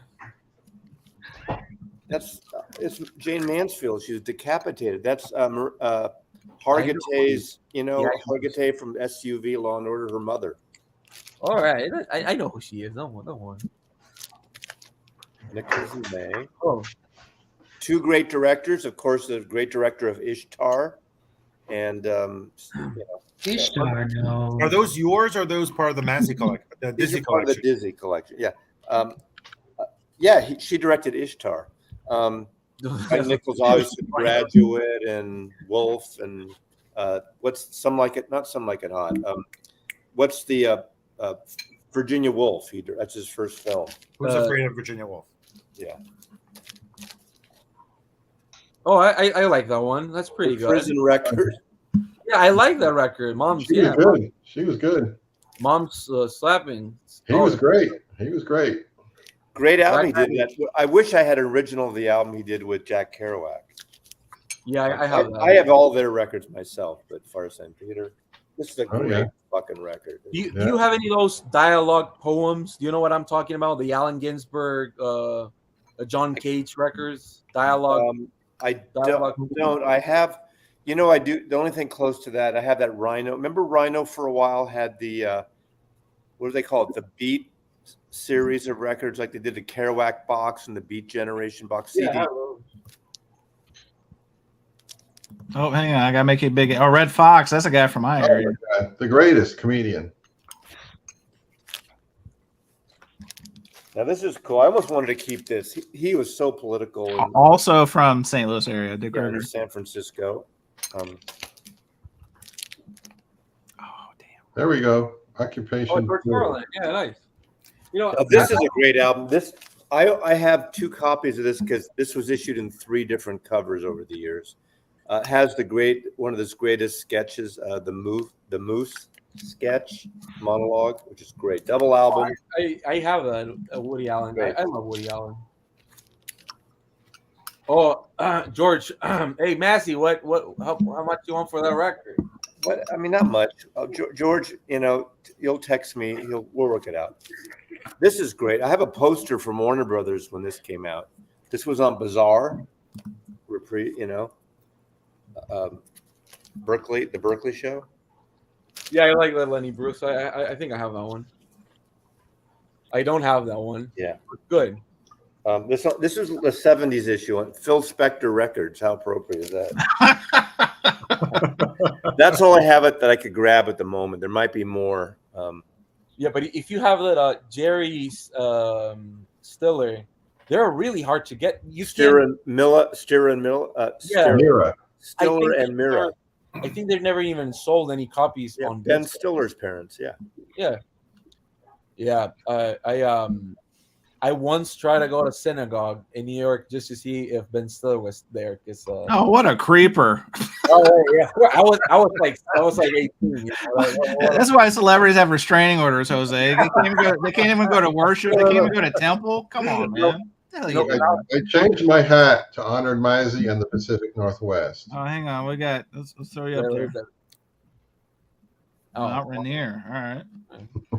You know, the first time that I went to New York by myself, I was 18, and all I did was go to cemeteries.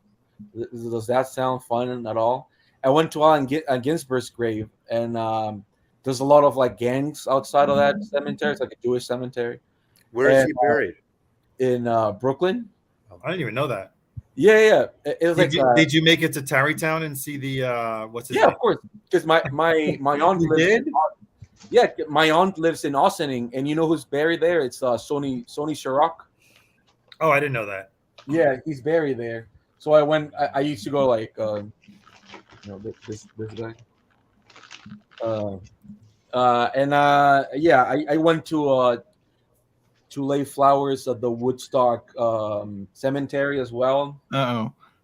Yes. So we have a little bit of a situation. So I was a terrible host, and Darren Record Hound was backstage, and I missed him.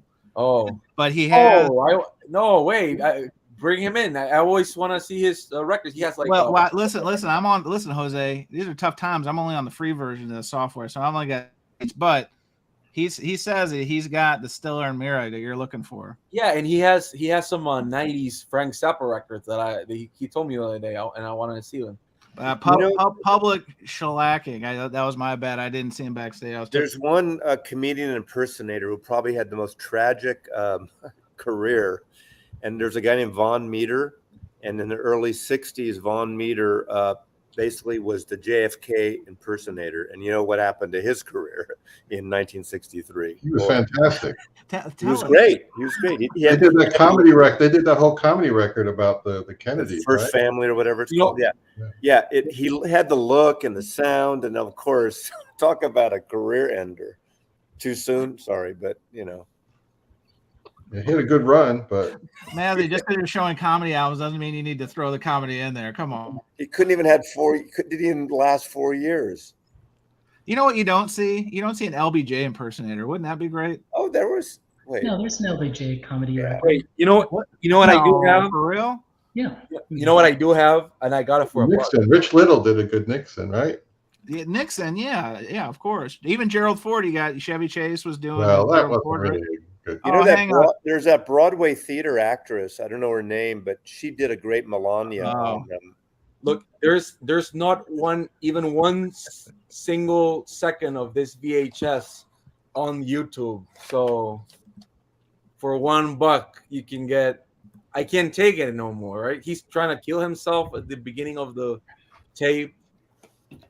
Amazing stuff. Jose, you still have a VCR? Yes, of course I do that. I just, there's a guy where I buy $5. He got it for $5. No. I got it for 10 pesos, so that's like 50 cents. The VHS. No, we're talking about the VHS player. Yeah, of course I have two. Wow, two just left. Yeah, I have two. Yeah, because I like horror movies, so you sometimes watch horror movies and I did that wrong. Be right back. There you go. But keep talking, Jose. I got something for you. Hang on, be right back. Rodney, this one is pretty good. It has Andy Kaufman. I don't even know why Andy Kaufman was on this shit, but for $1, you get some good laughs. You know. Jose, how is it that it took us a year to find out your passion for comedy albums? Oh, I could have been a comedian, but I stammer a lot, so fuck it. I can't do it no more. But yeah, I used to love collecting more. But I don't buy as much. Stuttering doesn't hold you back. We have a president who stutters. That's the way it goes. Yeah, maybe, right? Seriously, he was a stutterer. Look, it's Harold Ramis and Andy Kaufman in the same VHS. What do you say about that? No, but I grew up on a lot of like American. Dave Letterman was a big thing when I never went not to sleep watching the Letterman show. Didn't you listen to Cantinflas? The Cantinflas, claro que sí. Of course I did. Yeah, that's like way older than me, but Letterman, I think Jose Jimenez. Yeah, Jose Jimenez. You should, huh? All right, Jose, you ready? Well, there's a Jewish I'm a guy little out of playing a breath. Latin guy. I had to do the Michael Johnson downstairs. You ready? All right. What is it? I'll make myself big. Jose, this is just for you. Oh, nice. That's amazing. What is that shit? Look at that. Wow, that's beautiful. That's creepy. Wow. Yeah, doesn't have even the shirt. Is it a ventriloquist thing? Wow. No, it's one of those. They made this series. There was like a James Brown that I see a lot in record stores, and it's I guess there's voice recordings. It says features over 11 minutes of Friday You didn't have that when your kid was young, did you? No. We went for the puberty. Once he started getting armpit hair, then I knew I could introduce weird dolls in the box like this. I don't do drugs, but I would buy a kilo of cocaine and just place it next to that doll. But look at this roster. I mean, what the licensing deals. Wow, Bocephus, Hank What Williams the fuck? Jr. James Brown. That's They did insane. Rodney Dangerfield and Hank Williams Jr. Yeah. I love the James Brown. Yeah, the James Brown I've seen at several record stores. Actually, there's two in my local record stores. Two different record stores have the James Brown. But Rick, go get it now. Wow, that's amazing. Abbott and Costello and Dean Martin. That's amazing. And then don't forget MAGA Hank.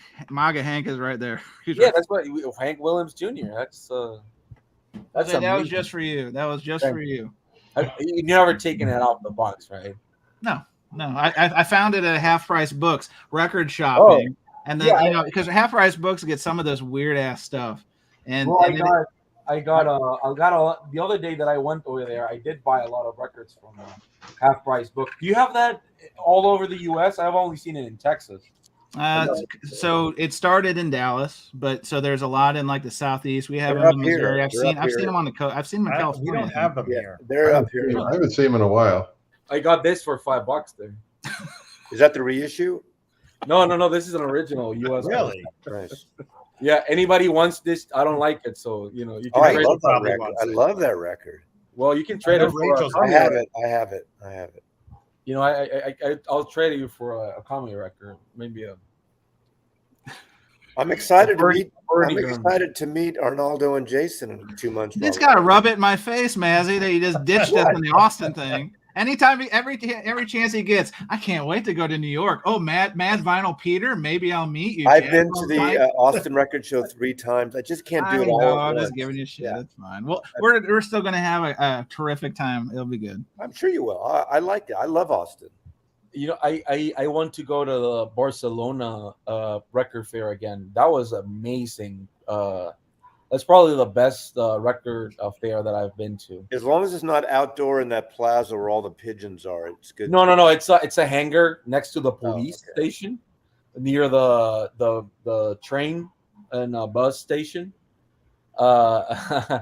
It's an amazing record, and everybody was from all over the place. There was a guy that only had 20 records, and all of them were above $1,000. And I thought Did that was sell any? Yes, he saw at least 6 that I wanted. Okay. Wow. And they were all Prague, Argentinian Prague records. But he only had that. He was like, well, I sell one and that's my plane ticket. I sell another and that's my return ticket. Does that include shipping? No, he was there. Oh, He he was right there. Right, got it. He was literally there, and it was pretty fun. Hey, Chad's selling all those Music Matters jazz. Oh yeah, for like $21,000. No, I heard it was like 17,000 for the set. No, there's The another Oregon that's collection. Ba, ba, ba. Yeah, but he should have called it Ruby Ridge collection instead. But Hey, Matthew, real quick. Here's someone else you're going to meet in New York. Joe Marino will be there. I know Joe Marino. I mean, I I didn't don't know him, Joe but Marino's in New York. He's East Coast, yeah. Why does my algorithm thinks that I want to see this Dolly Parton photo?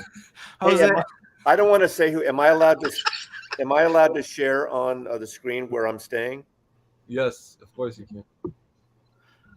Okay, I don't. Jose, what are you doing? That's my algorithm. Look, it says subscribe, so you know that I'm not even.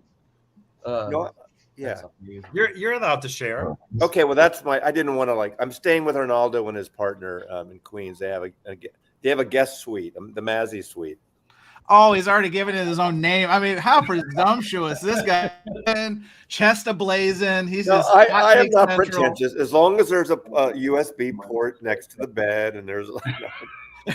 there's a new jar of Vaseline. I mean, come on. What else do you need? No, I'm kidding. Hey, look at this permanent records. They put up the Stooges USSR copy from '91. Isn't Jose, that? are you an affiliate link for Permanent Records? I have to ask. Yes, they owe me. No, they. Walter said, "Chance, you're nasty." I didn't mean it like that. I was meaning the lotion for his own Your private Vaseline- time. I never Vaseline nothing. comment. You're Funky McNasty. That's pretty fucking cool. I blame Jose. Once Jose introduced the Dolly Parton Love Balloons, then everything went off the boat real quick. So Can I suggest for a video from you if you're in New York? There's a record store that Arnaldo and I know about that's in the Village, and apparently the Stars. That's how They shop at his store. It got a write up. What was the write up that I sent you, Jose? I think it was Pitchfork, right? Was it Pitchfork? It was like Lana Del Rey has shopped at his store. Yeah, everybody buying copies dedicated to him. I don't know how many celebrities go to him to procure records, because apparently he has a ton of records that are very sought after that he doesn't put out, that he keeps in the back for people that come and will look for very high priced records. Yeah, and they go to him and he procures them because apparently he has connections. So it's like a couture show where you just have the expensive stuff behind, and they serve cocktails. And he was so angry at me. He was so angry at me when I started asking about like Bob Dylan pressings. He was like, because I bought a bootleg from him, and he was like, "Do you know what this is?" And I was like, "Yeah, it's a bootleg." But do you know who made them? And I was like, do you know? Like who knows that? And he was like, yes, I actually know who pressed these records. And he was like, so if you want any of these, they're actually, it said like 30, 40. He was like, it's $5 more than it says, because I forgot to update him, because they're going for a lot of money. I was like, so is it one of those places that changes the price? Just like that? Those are the worst. He saw my face and he was, this brown motherfucker ain't got no shit on me. But you really think that's where his head was at? No, but it's like 2 blocks away from that place that they shot the Free Will and Bob Dylan and McDougal Street or whatever. It's Village Records. Yes, it's on Bleecker. But he has a good store. It's just him, it's and the pricings.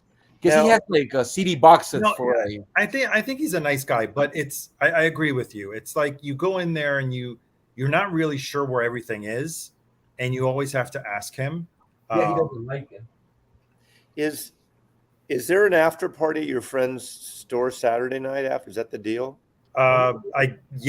Billy offered. He's not my friend. I just met him through. Oh, I thought it was committer. Yeah. Okay. I'm not planning to visit him. He said, "Oh, we can have an after party at my store here." Well, I'm not planning anything, but Jason, you're going to both, Jason. So you're like Switzerland. So you're going to the Austin meetup and you're going to New York.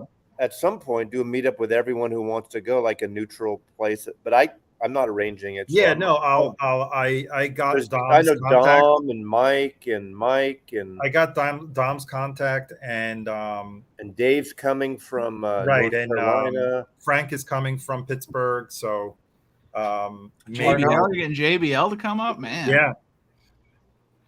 So All and right, then so- at Vinyl, and then there's Frank's Music, who's also in New York. So I'll try to arrange something that's either convenient for everyone to get to, or we'll pick a neutral place and maybe a place they could, that we could make a reservation for, quite a few people, depending on how many want to join. So can we just? Oh, you're taking off, Dave? Yeah, I got to get up at 5 a.m. tomorrow. Awesome. Well, thanks for joining us. I really appreciate reaching out, and thanks for coming on, man. Pleasure. I'd be happy to join you anytime in the future. Sounds good. Thanks, Dave. I was Nice, able to contribute. care. nice seeing you. Bye. Chance is the second nicest guy in the vinyl community. Well, not anymore. After I had that bad joke. I'm the nastiest man. I'm the nastiest man in the vinyl Did I community. miss the bad joke? Did I miss it? It's not worth repeating. Okay. all right. My camera's acting on. I did want to ask this question because is this kind of running joke about Billy's shop, because he calls it Billy's music salon, right? Yeah. Is it Billy's because it Record used to be a Salon. hair salon? Is that Yeah. the one? Yeah. Okay. And the it still has the salon sign stopped. that it was an old The sign's salon. still up there. The sign's still up there until he gets a new one. That's so Um, fucking New York, right? That's so great. But yeah, and That's the old New York before people had money to take. Like Lower East Side used to be like that until now it's all posh. Hey, I do want to say real quick, Darren, Record Hound, if you want to jump up, you can now. I know Elliot's waiting backstage. Elliot, if Darren doesn't want to jump up, we'll throw you up there. But I do owe it to Darren because I totally slept on him. I totally slept on him. So that was my bad as a using the free version and only paying attention to nothing. so apparently, is Jazz Bum's Mike's coming to the Well, he lives to the there. record fair He lives to nearby. WFMU? I think so. Hey, Arnaud, have you ever been to the Four Horsemen in Brooklyn? Have you ever been to that? It's like a wine spot. Oh, No, my, I've never been look at this. Now they're getting everybody. Who is to this meetup? This is Oh, that'll like be to meet- awesome. I would actually like to meet Wait. Ken. I have no problem with if you're trying to set me up to say something. I have no problem with Ken. I'd like to meet Ken. I think I'm a little too intimidated by him. There's nobody in. Oh, I wouldn't be intimidated. Mike. I'm trying to tear the Jazz Bums apart. I've invited Felipe to Austin, but if you need to take Felipe from me, I don't know how I'm going to feel about There that. is nobody in New York I know that- Jazz Bums Chris hopefully will be there. We're in his home state, but come on, can I get Felipe? Please, you're getting everybody else. Come on. The VC Civil War is tearing us apart. I've been to New York maybe 30 times, and in 2006, 7, and 8, I stayed there in There he is. January and February, 2 months, right at 14th Street and Central Park, right at Union Square. Irving Plaza. Yeah. Wait, I never finished my thing. Wait. My suggestion, if you can, do you like LCD sound system, Hell yeah. Arnaldo? Yeah, I do. Well, he's the owner of that place. And Oh, I he's didn't know. known I've never for- been there. Yeah, Four Horsemen. It's pretty good. It's in Brooklyn. For meeting up, having a nice dinner. Well, drinking if wine. if it depends on how many people, Jose, because especially Yeah, on they a do. Friday or a Saturday night, these places get pretty packed, and some don't take reservations. So I got to figure out how many. that one- There's not an Applebee's. Don't you guys have an Applebe's in New York? Come on, Gosh. eating good in the neighborhood. Let's go. No, that guy's always almost always there. Yeah, I talked to him that one time that I was there, and he was pretty cool. Who, I James talked about Murphy? that. Yeah, because he did a remix of a David Bowie song. Oh, right? he did a lot of remixes. That remix Oh, of of course. Love Is Lost is great. Yeah. So I Elliot joined us. Elliot, are you going to New York too? Is that what you jumped on here to tell me that you're also traveling north to New York? If I do, it'll be a spur of the moment thing. I certainly can't plan for it. I You got understand. comedy Did you records. ship me Elliot? your? Did you ship me? I Did you love to ship me talk your about gallon comedy of Hooch records. Sweat? I wanted to share some that I've got. Flex them. This is the Okay. flex. Let's go. What the fuck is that? You don't know this, Rusty Warren? Oh my! Wow. Pants Oh. is back now. This album came after her album called "Knockers Up." Wow. This is that's now Can I buy that record from you? 1 minute. Can I now be the second worst joke on the presentation? Now Elliot the album is Knockers Up. Thank you. Knockers up and bounces back. Wow. Third worst joke. I'll Thank trade you. you Elliot. She this is record funny. for it. She is so funny. Elliot, But I'll trade you this record for it. I mean, okay. these have got to be That some of the looks like worst a good records one. ever Look, put on. Look, you know what's great about this one? There's no inner sleeve, and it looks like shit. But that And what's the name of that? Oh, That's Mazzy. It says the the comedian? label. The label says Tops. For men only. I don't even think I think this would break my humming guru. This record. That would be worth trading for. Why do you have it on a sleeve though? What is this? I just picked up a bunch of stuff this last week I have boxes in the garage from Dizzy that I haven't gone through, and I have to kind of organize, go through shit. I mean, It looks like a great record if you ever just want to like. And it's got that army font, Well, like you know, one of the greatest rock and roll films is A Girl Can't Help It. That's her, right? Yeah, I know. This is the killer though, right here. All right, hang on, Elliot. I got one back and forth, a lot of comedy heat. All right, Pale Night Wow. from Doug. Do y'all know Doug Clark and the Hot Nuts? No, these guys. I remember last night it was like 95 degrees here. I'll tell you a short little story about this one. When I was about 12, my older brother, my only brother, was 14.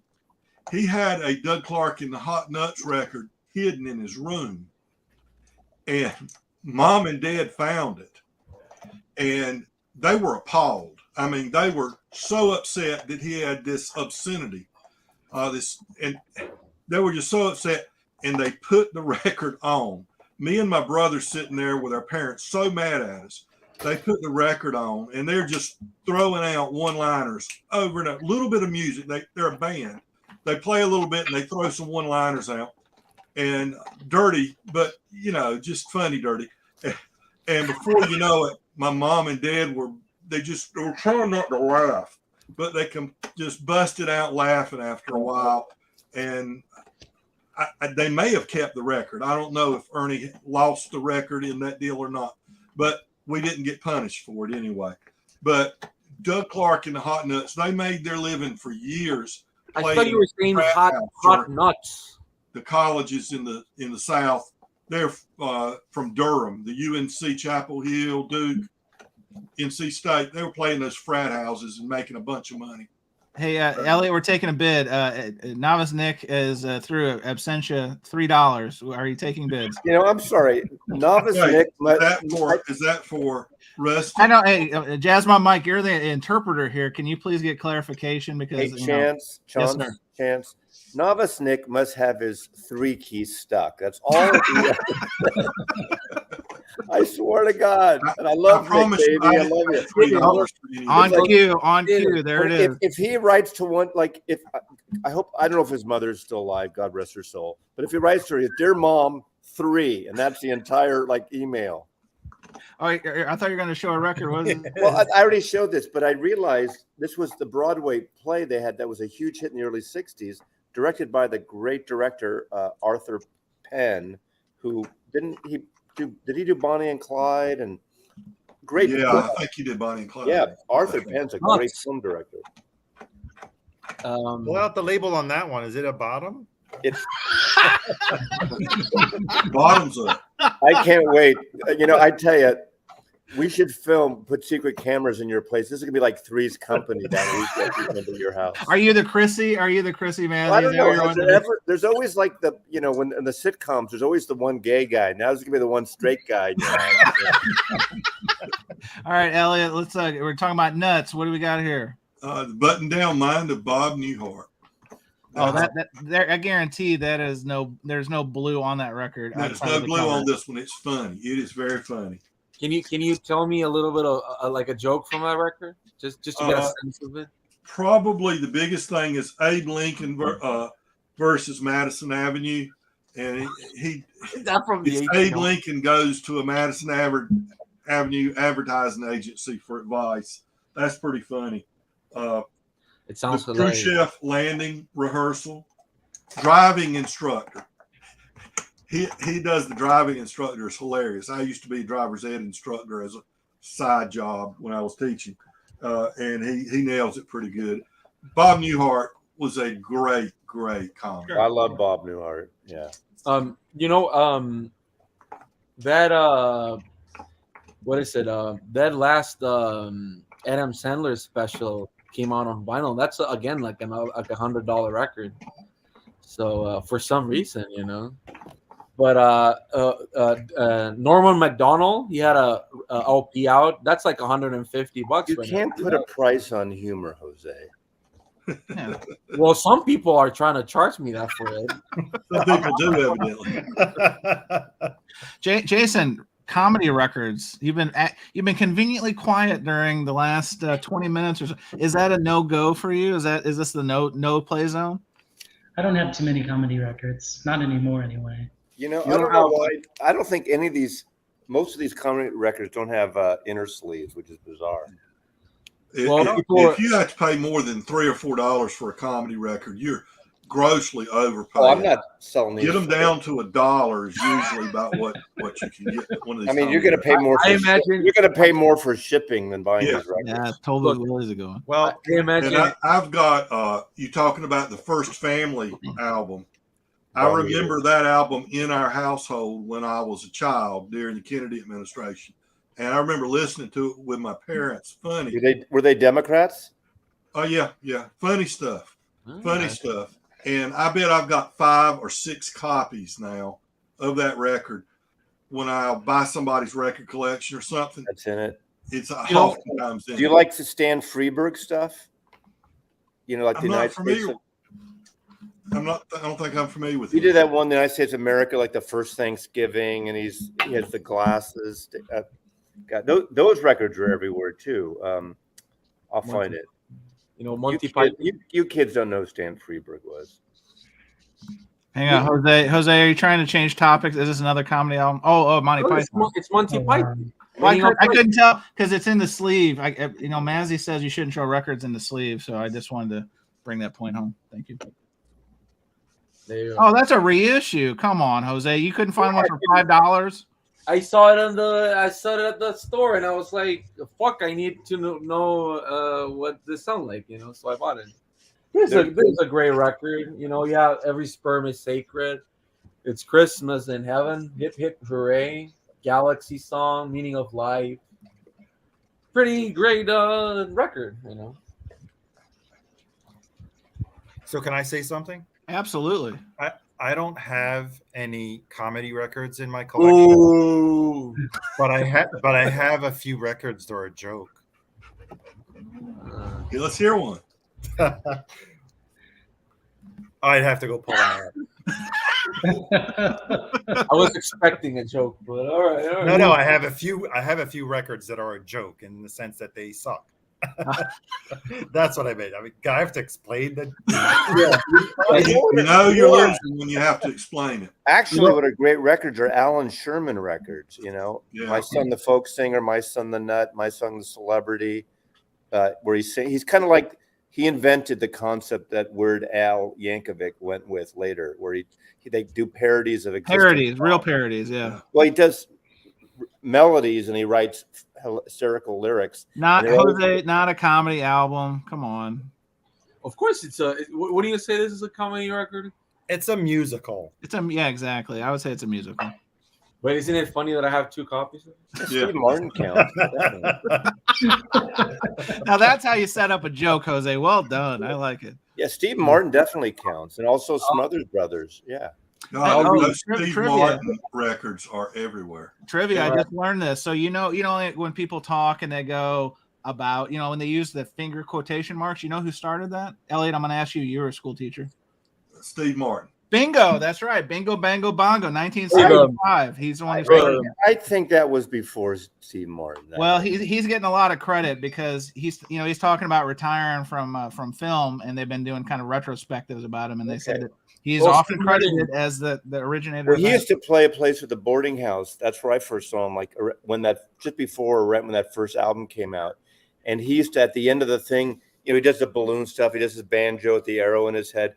And at the end of the thing at the boarding house, there's these steps in front of it. He'd be outside before everyone left, and he'd start continuing his show outside as everyone was leaving the theater.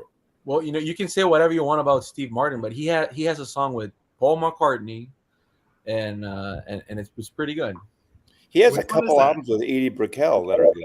Yeah, he's married to Edie Brickell, isn't he? No, he's not. Paul Simon is. No, Paul Simon's And the jerk is playing right now in Netflix. If anybody wants to see the jerk. Carl Reiner. Well, I have a 6 Degrees of Separation with Steve Martin. His, are you guys Eskimo brothers? I got to jump to the punchline. Are you Eskimo brothers, Elliot? No, I don't even know what that means. You don't want to know. Go ahead. He's he's a serious musician. He's actually a very good banjo player. Yeah. And he has a banjo award, a yearly award. They award it to someone who's either made great achievements with the instrument, and he's got it every year for the last 15 years. Force in the instrument. His affiliation, the band that he works with, is called the Steep Canyon Rangers, and they're excellent. In fact, that's the CD that's in my car right now. Steep Canyon Rangers are a great band, bluegrass band, and they on his bluegrass albums. That's who is on the albums with them. And they've actually, but okay, to get to the point, because I'm long-winded. The bass player, the longtime bass player for the Steep Canyon Rangers, is my last cousin. Now you ask, what is a last cousin? A last cousin is when you can't quite figure out whether they're a second cousin once removed, a third cousin, or whatever. So you just call them your last cousin. But Charles Humphrey III, he's no longer with the band, but he was with the band for the first 20 years or so when they're working with Steve Martin. And his mother, Vivian, is my. I think Vivian is my second cousin once removed. This is like Rachel at the morning saying the genealogy. That's right. It's like Spinal Tap. The AGK story. The second and third die. That AJK story really got to me. So it was emotional. Emotional, yes. Or I'm gonna split because I have. What about Bill Cosby records? How are those? No, wait. I want to say this. Wow. Here in Mexico, every time I go and look out records, there's always like 50 Bill Cosby records. I wonder why, Jose. They're funny records. But who the fuck we're listening to here in Mexico? I still have the one was a Golden Throat, the silver tongue throat or whatever, where he sings "Little Old Man." It's a great record. It's a singing record. Bill Cosby. That's a case of sometimes it's better if you don't know someone's personal life. Yeah. Well, but gosh, he was so funny. Yeah, but it's hard. It's hard to separate the art from the artist when. Yeah. It wasn't as wise. It was like 72 times. I have certain artists that I refuse to pay any attention to. Have you ever seen that Norman? So it's better if you don't know. But when you get brought into court, there's no way you don't know. That's right. Have you ever seen that Norman McDonald Bill Cosby bit? Have you never seen it? Pretty good. Yeah, Norman McDonald's funny. He's my favorite. He's my favorite. But you should check out that Bill Cosby bit. It's everything's on YouTube, right? Really good. Before I moved here, my son started getting into comedy, so he would buy tickets for me and him and his mom, and we go to Cobb's Comedy Club and a few comedy clubs in San Francisco. And the funniest guy that I saw as a recent comedian by far was John Oliver. Really? His stand-up is good? It's fucking great. It's like his show. He is so. I mean, for me, he's funny because I like British humor, and he lives in America. It's spot on. And also the other guy that was kind of good, I forgot his name, that New Zealand guy who was a manager in the Flight of the Conchords. No, he's from Flight of the Conchords. He played Murray, the manager. Oh, yeah, I know who you're talking about. And he's in the TV show that with the gay pirate, the Blackbeard. Yeah, New Zealand. the guy from Marvel, Blackbeard was gay.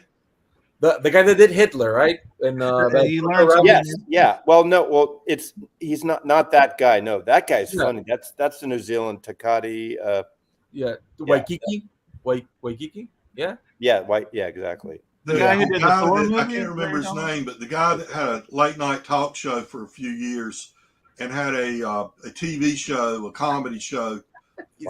He's really funny doing stand up. I can't call his name though. Craig Ferguson. Elliot, I'm trying to guess. Oh, again, This guy. I never. Jose, who is this? I can't remember his name, but It's Murray Hewitt. oh, all right. Okay. Well, that was the character. Is that the character's name? Craig Ferguson was so funny. Again, I never not went to sleep with David Letterman. I was in school and I would watch David Letterman and then I would watch Craig Ferguson. That's the one I was trying to think of. Yes. I thought so, Elliot. The funniest HBO thing right now, though, is Sarah Silverman's stand-up. Wait. Can I give you a little extra about Craig Ferguson? You know Craig Ferguson, right? Yeah. You know who did the robot, Jeff? You know who made that? It was Grant Imahara, the guy from Mythbusters. Jason, do you know what he's talking about? The robot? No. He had a robot. It's called Jeff, and he only I remember Jeff. Yeah. Okay, all right. Jeff Well, was great. And why? And I remember the Mythbusters too. That was pretty good. Yeah. He made that robot. He passed away like a year and a half ago. Grant Imahara, the guy from Mythbusters. Oh, God. All right. With that sad note, I'm gonna. I was gonna say, Jose, weren't you leaving until you decided to make this? Catch me tomorrow or maybe on the other stream, right? Oh, Jose. I don't know. Bring up, Which one? Jose. Bring up comedy records Jose, on other streams. See Which how one? that goes. The Friday stream? Yes, the Friday stream. Yeah, that's correct. Peace and love and love thy brother. All right. Jose, Jose. I'll buy you a drink in Austin if you show that Rodney Dangerfield record on the stream tomorrow. I will. You know why? Because this shit is burning Grandma's butt. Oh my!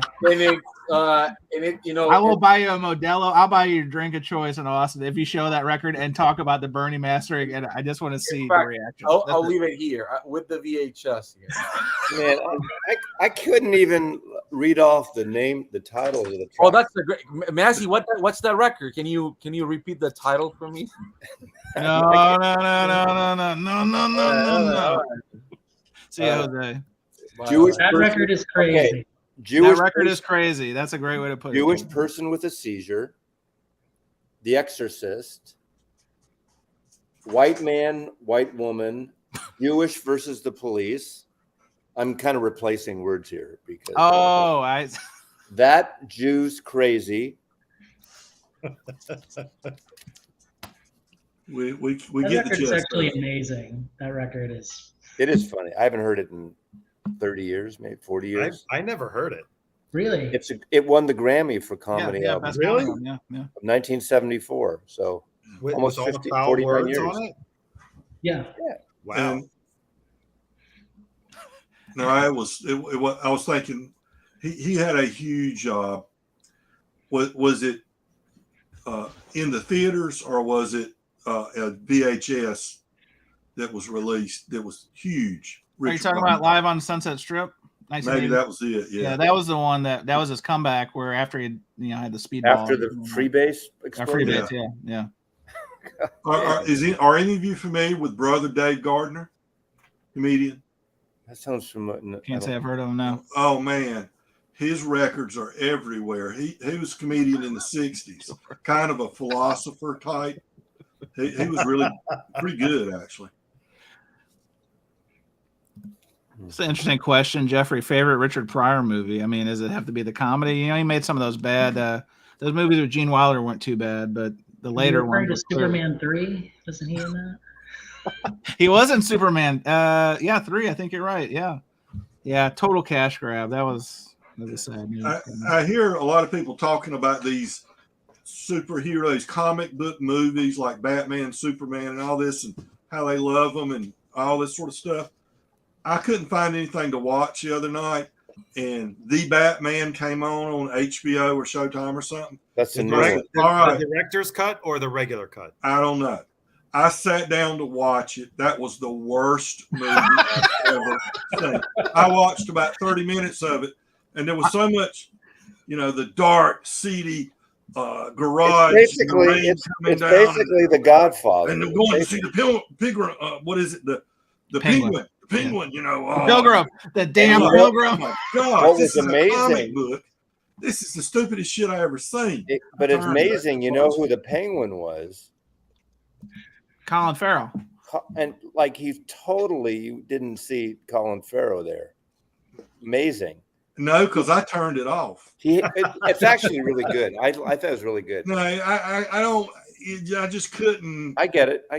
I read the comic books, Yeah, and then all of a sudden you're going to make this some sort of a dark, moody, serious, movie. And Elliot, don't go see Joker with Joaquin Phoenix because it's basically about mental health in America. Seriously, and it's a great film, but it's a dark film. Yeah, but you know what they're doing, Maz, is they're making the sequel, and allegedly they're making it a musical. Like Lady Gaga is Harley Quinn.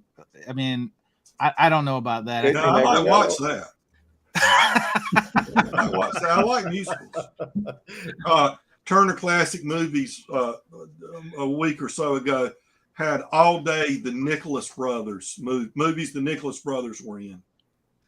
And a lot of them were really good movies. Big band swing movies, usually from the 30s and 40s. But just the opportunity to see the Nicholas Brothers dance. Basically dollar records. You could watch those movies, and even if the movie wasn't good, that scene where the Nicholas Brothers come out and dance made watching the movie worthwhile. That's the two black guys, right? Yeah, they're two dancers, African American. Yeah, there's the two young black guys that do all the tap dancing and all the really great, amazing dancing. Their most famous scene, hey Dave, their most famous scene was in a movie with Cab Calloway, big band. They're doing this. I forget the song they were doing, but it was just great. Cab Calloway and orchestra playing, and then the Nicholas Brothers come out from the back down a big stairway. They've got all these platforms and stuff. I mean, they're jumping off 15 feet in the air and doing splits. Just unbelievable dancing. Is it wrong that the first time I heard Cab Calloway was that Janet Jackson video for All Right? Remember that song? You're young enough for that. There's Brother Dave right there. Dave, you never saw the Blues Brothers? No, I know the Blues Brothers. Yeah. He's pretty funny. Yeah, that's right. He was in there, but I was real small. I don't have that hat. Yeah, Elliot, he's funny. Oh, hey Dave, to join the stream, you have to say what's the temperature in your area, by the way. We got to 90 today. Well, what is the temperature right now though? We need to, Elliot, we didn't screen you. I'm doing a bad job of screening. All right, I'll tell you after Dave tells you. Dave, what's the temperature now, would you say? It's cooled down. I don't know exactly. All right, Elliot, what do you got? Well, the high was only 89 today. It's 78 right now. We've actually cooled off a week, 2 weeks ago, 3 weeks ago, 96, 97 with a heat index of 106.8 every day. But it's cooled off. If we can stay in the low 90s, we're great here. God damn. Well, you guys have air conditioning. Nobody up here has air conditioning. Well, air conditioning. You were showcasing nobody would air live in the conditioning South like as if it was like some kind of, it's like a god, like a UHQR almost. I know. I have the one unit today's unit in the big room here, which works pretty nice, and I have that fan in my bedroom, and I use it downstairs, and that's fun. Have you noticed how it disrupts the enjoyment of music? Well, when you have the air conditioner on. Yeah, it's loud. I mean, lately when I play music at night, I just blast the music so fucking loud that I don't have neighbors below or right next to me, so It's not bad. And during the day, I'm working. I'm not. At least this week, I'm not playing records. It's kind of too hot to play records during the day, which sounds weird, but you know. I spent the afternoon down in my basement cleaning records and listening to records. I mean, I got a split level, so literally downstairs it's 20 degrees cooler than upstairs. Well, that's pretty significant. So is that why Davey Strangename had all the fire in that one video because it's just so hot where that photo was taken? That's puzzling to me. I have no idea. Uh-oh, wait till he sees us on the couch in New York. Arnaldo, you may be in your first parody video. You've avoided it up to this point. That's hard to do, but you know what's great about it is I think Jason and I will be the first two that share the couch from two different worlds. Yes. Right? This is going to be like détente. This is going to be like Nixon in China. And I'm joking. I think you know that. Well, I'd hate to wind it down on a Nixon joke, but I think we've run long here. And Dave, I know you just came up, but you usually run this thing down. I knew you were really going. Yeah. But anyway, yeah, it was good hang, and glad to see everybody. And I think comedy albums, something you don't hear a lot talked about. We broke new ground. I don't know if it was the right ground. You decide. This was a great stream, and it would have lasted. I mean, another hour if we didn't. Well, if George Borden's here, George can come up and take us for another 6 hours if you want. George Nick was here earlier. And don't miss out on Rusty Warren. I got 2 of her albums actually. Bounces back. Yeah, Jeffrey, it's this unit. That's the air conditioning. Have you named it, Mazzy? Does it have a human name? I got it last year. I mean, but I leave it downstairs and then I bring it out for 3 or 4 months. You know, it's LG. It's great. Great stream, guys. We'll do it again soon. See you in 2 weeks. If you're enjoyed it. See you guys. Be good. Good night, guys. Bye. Take care.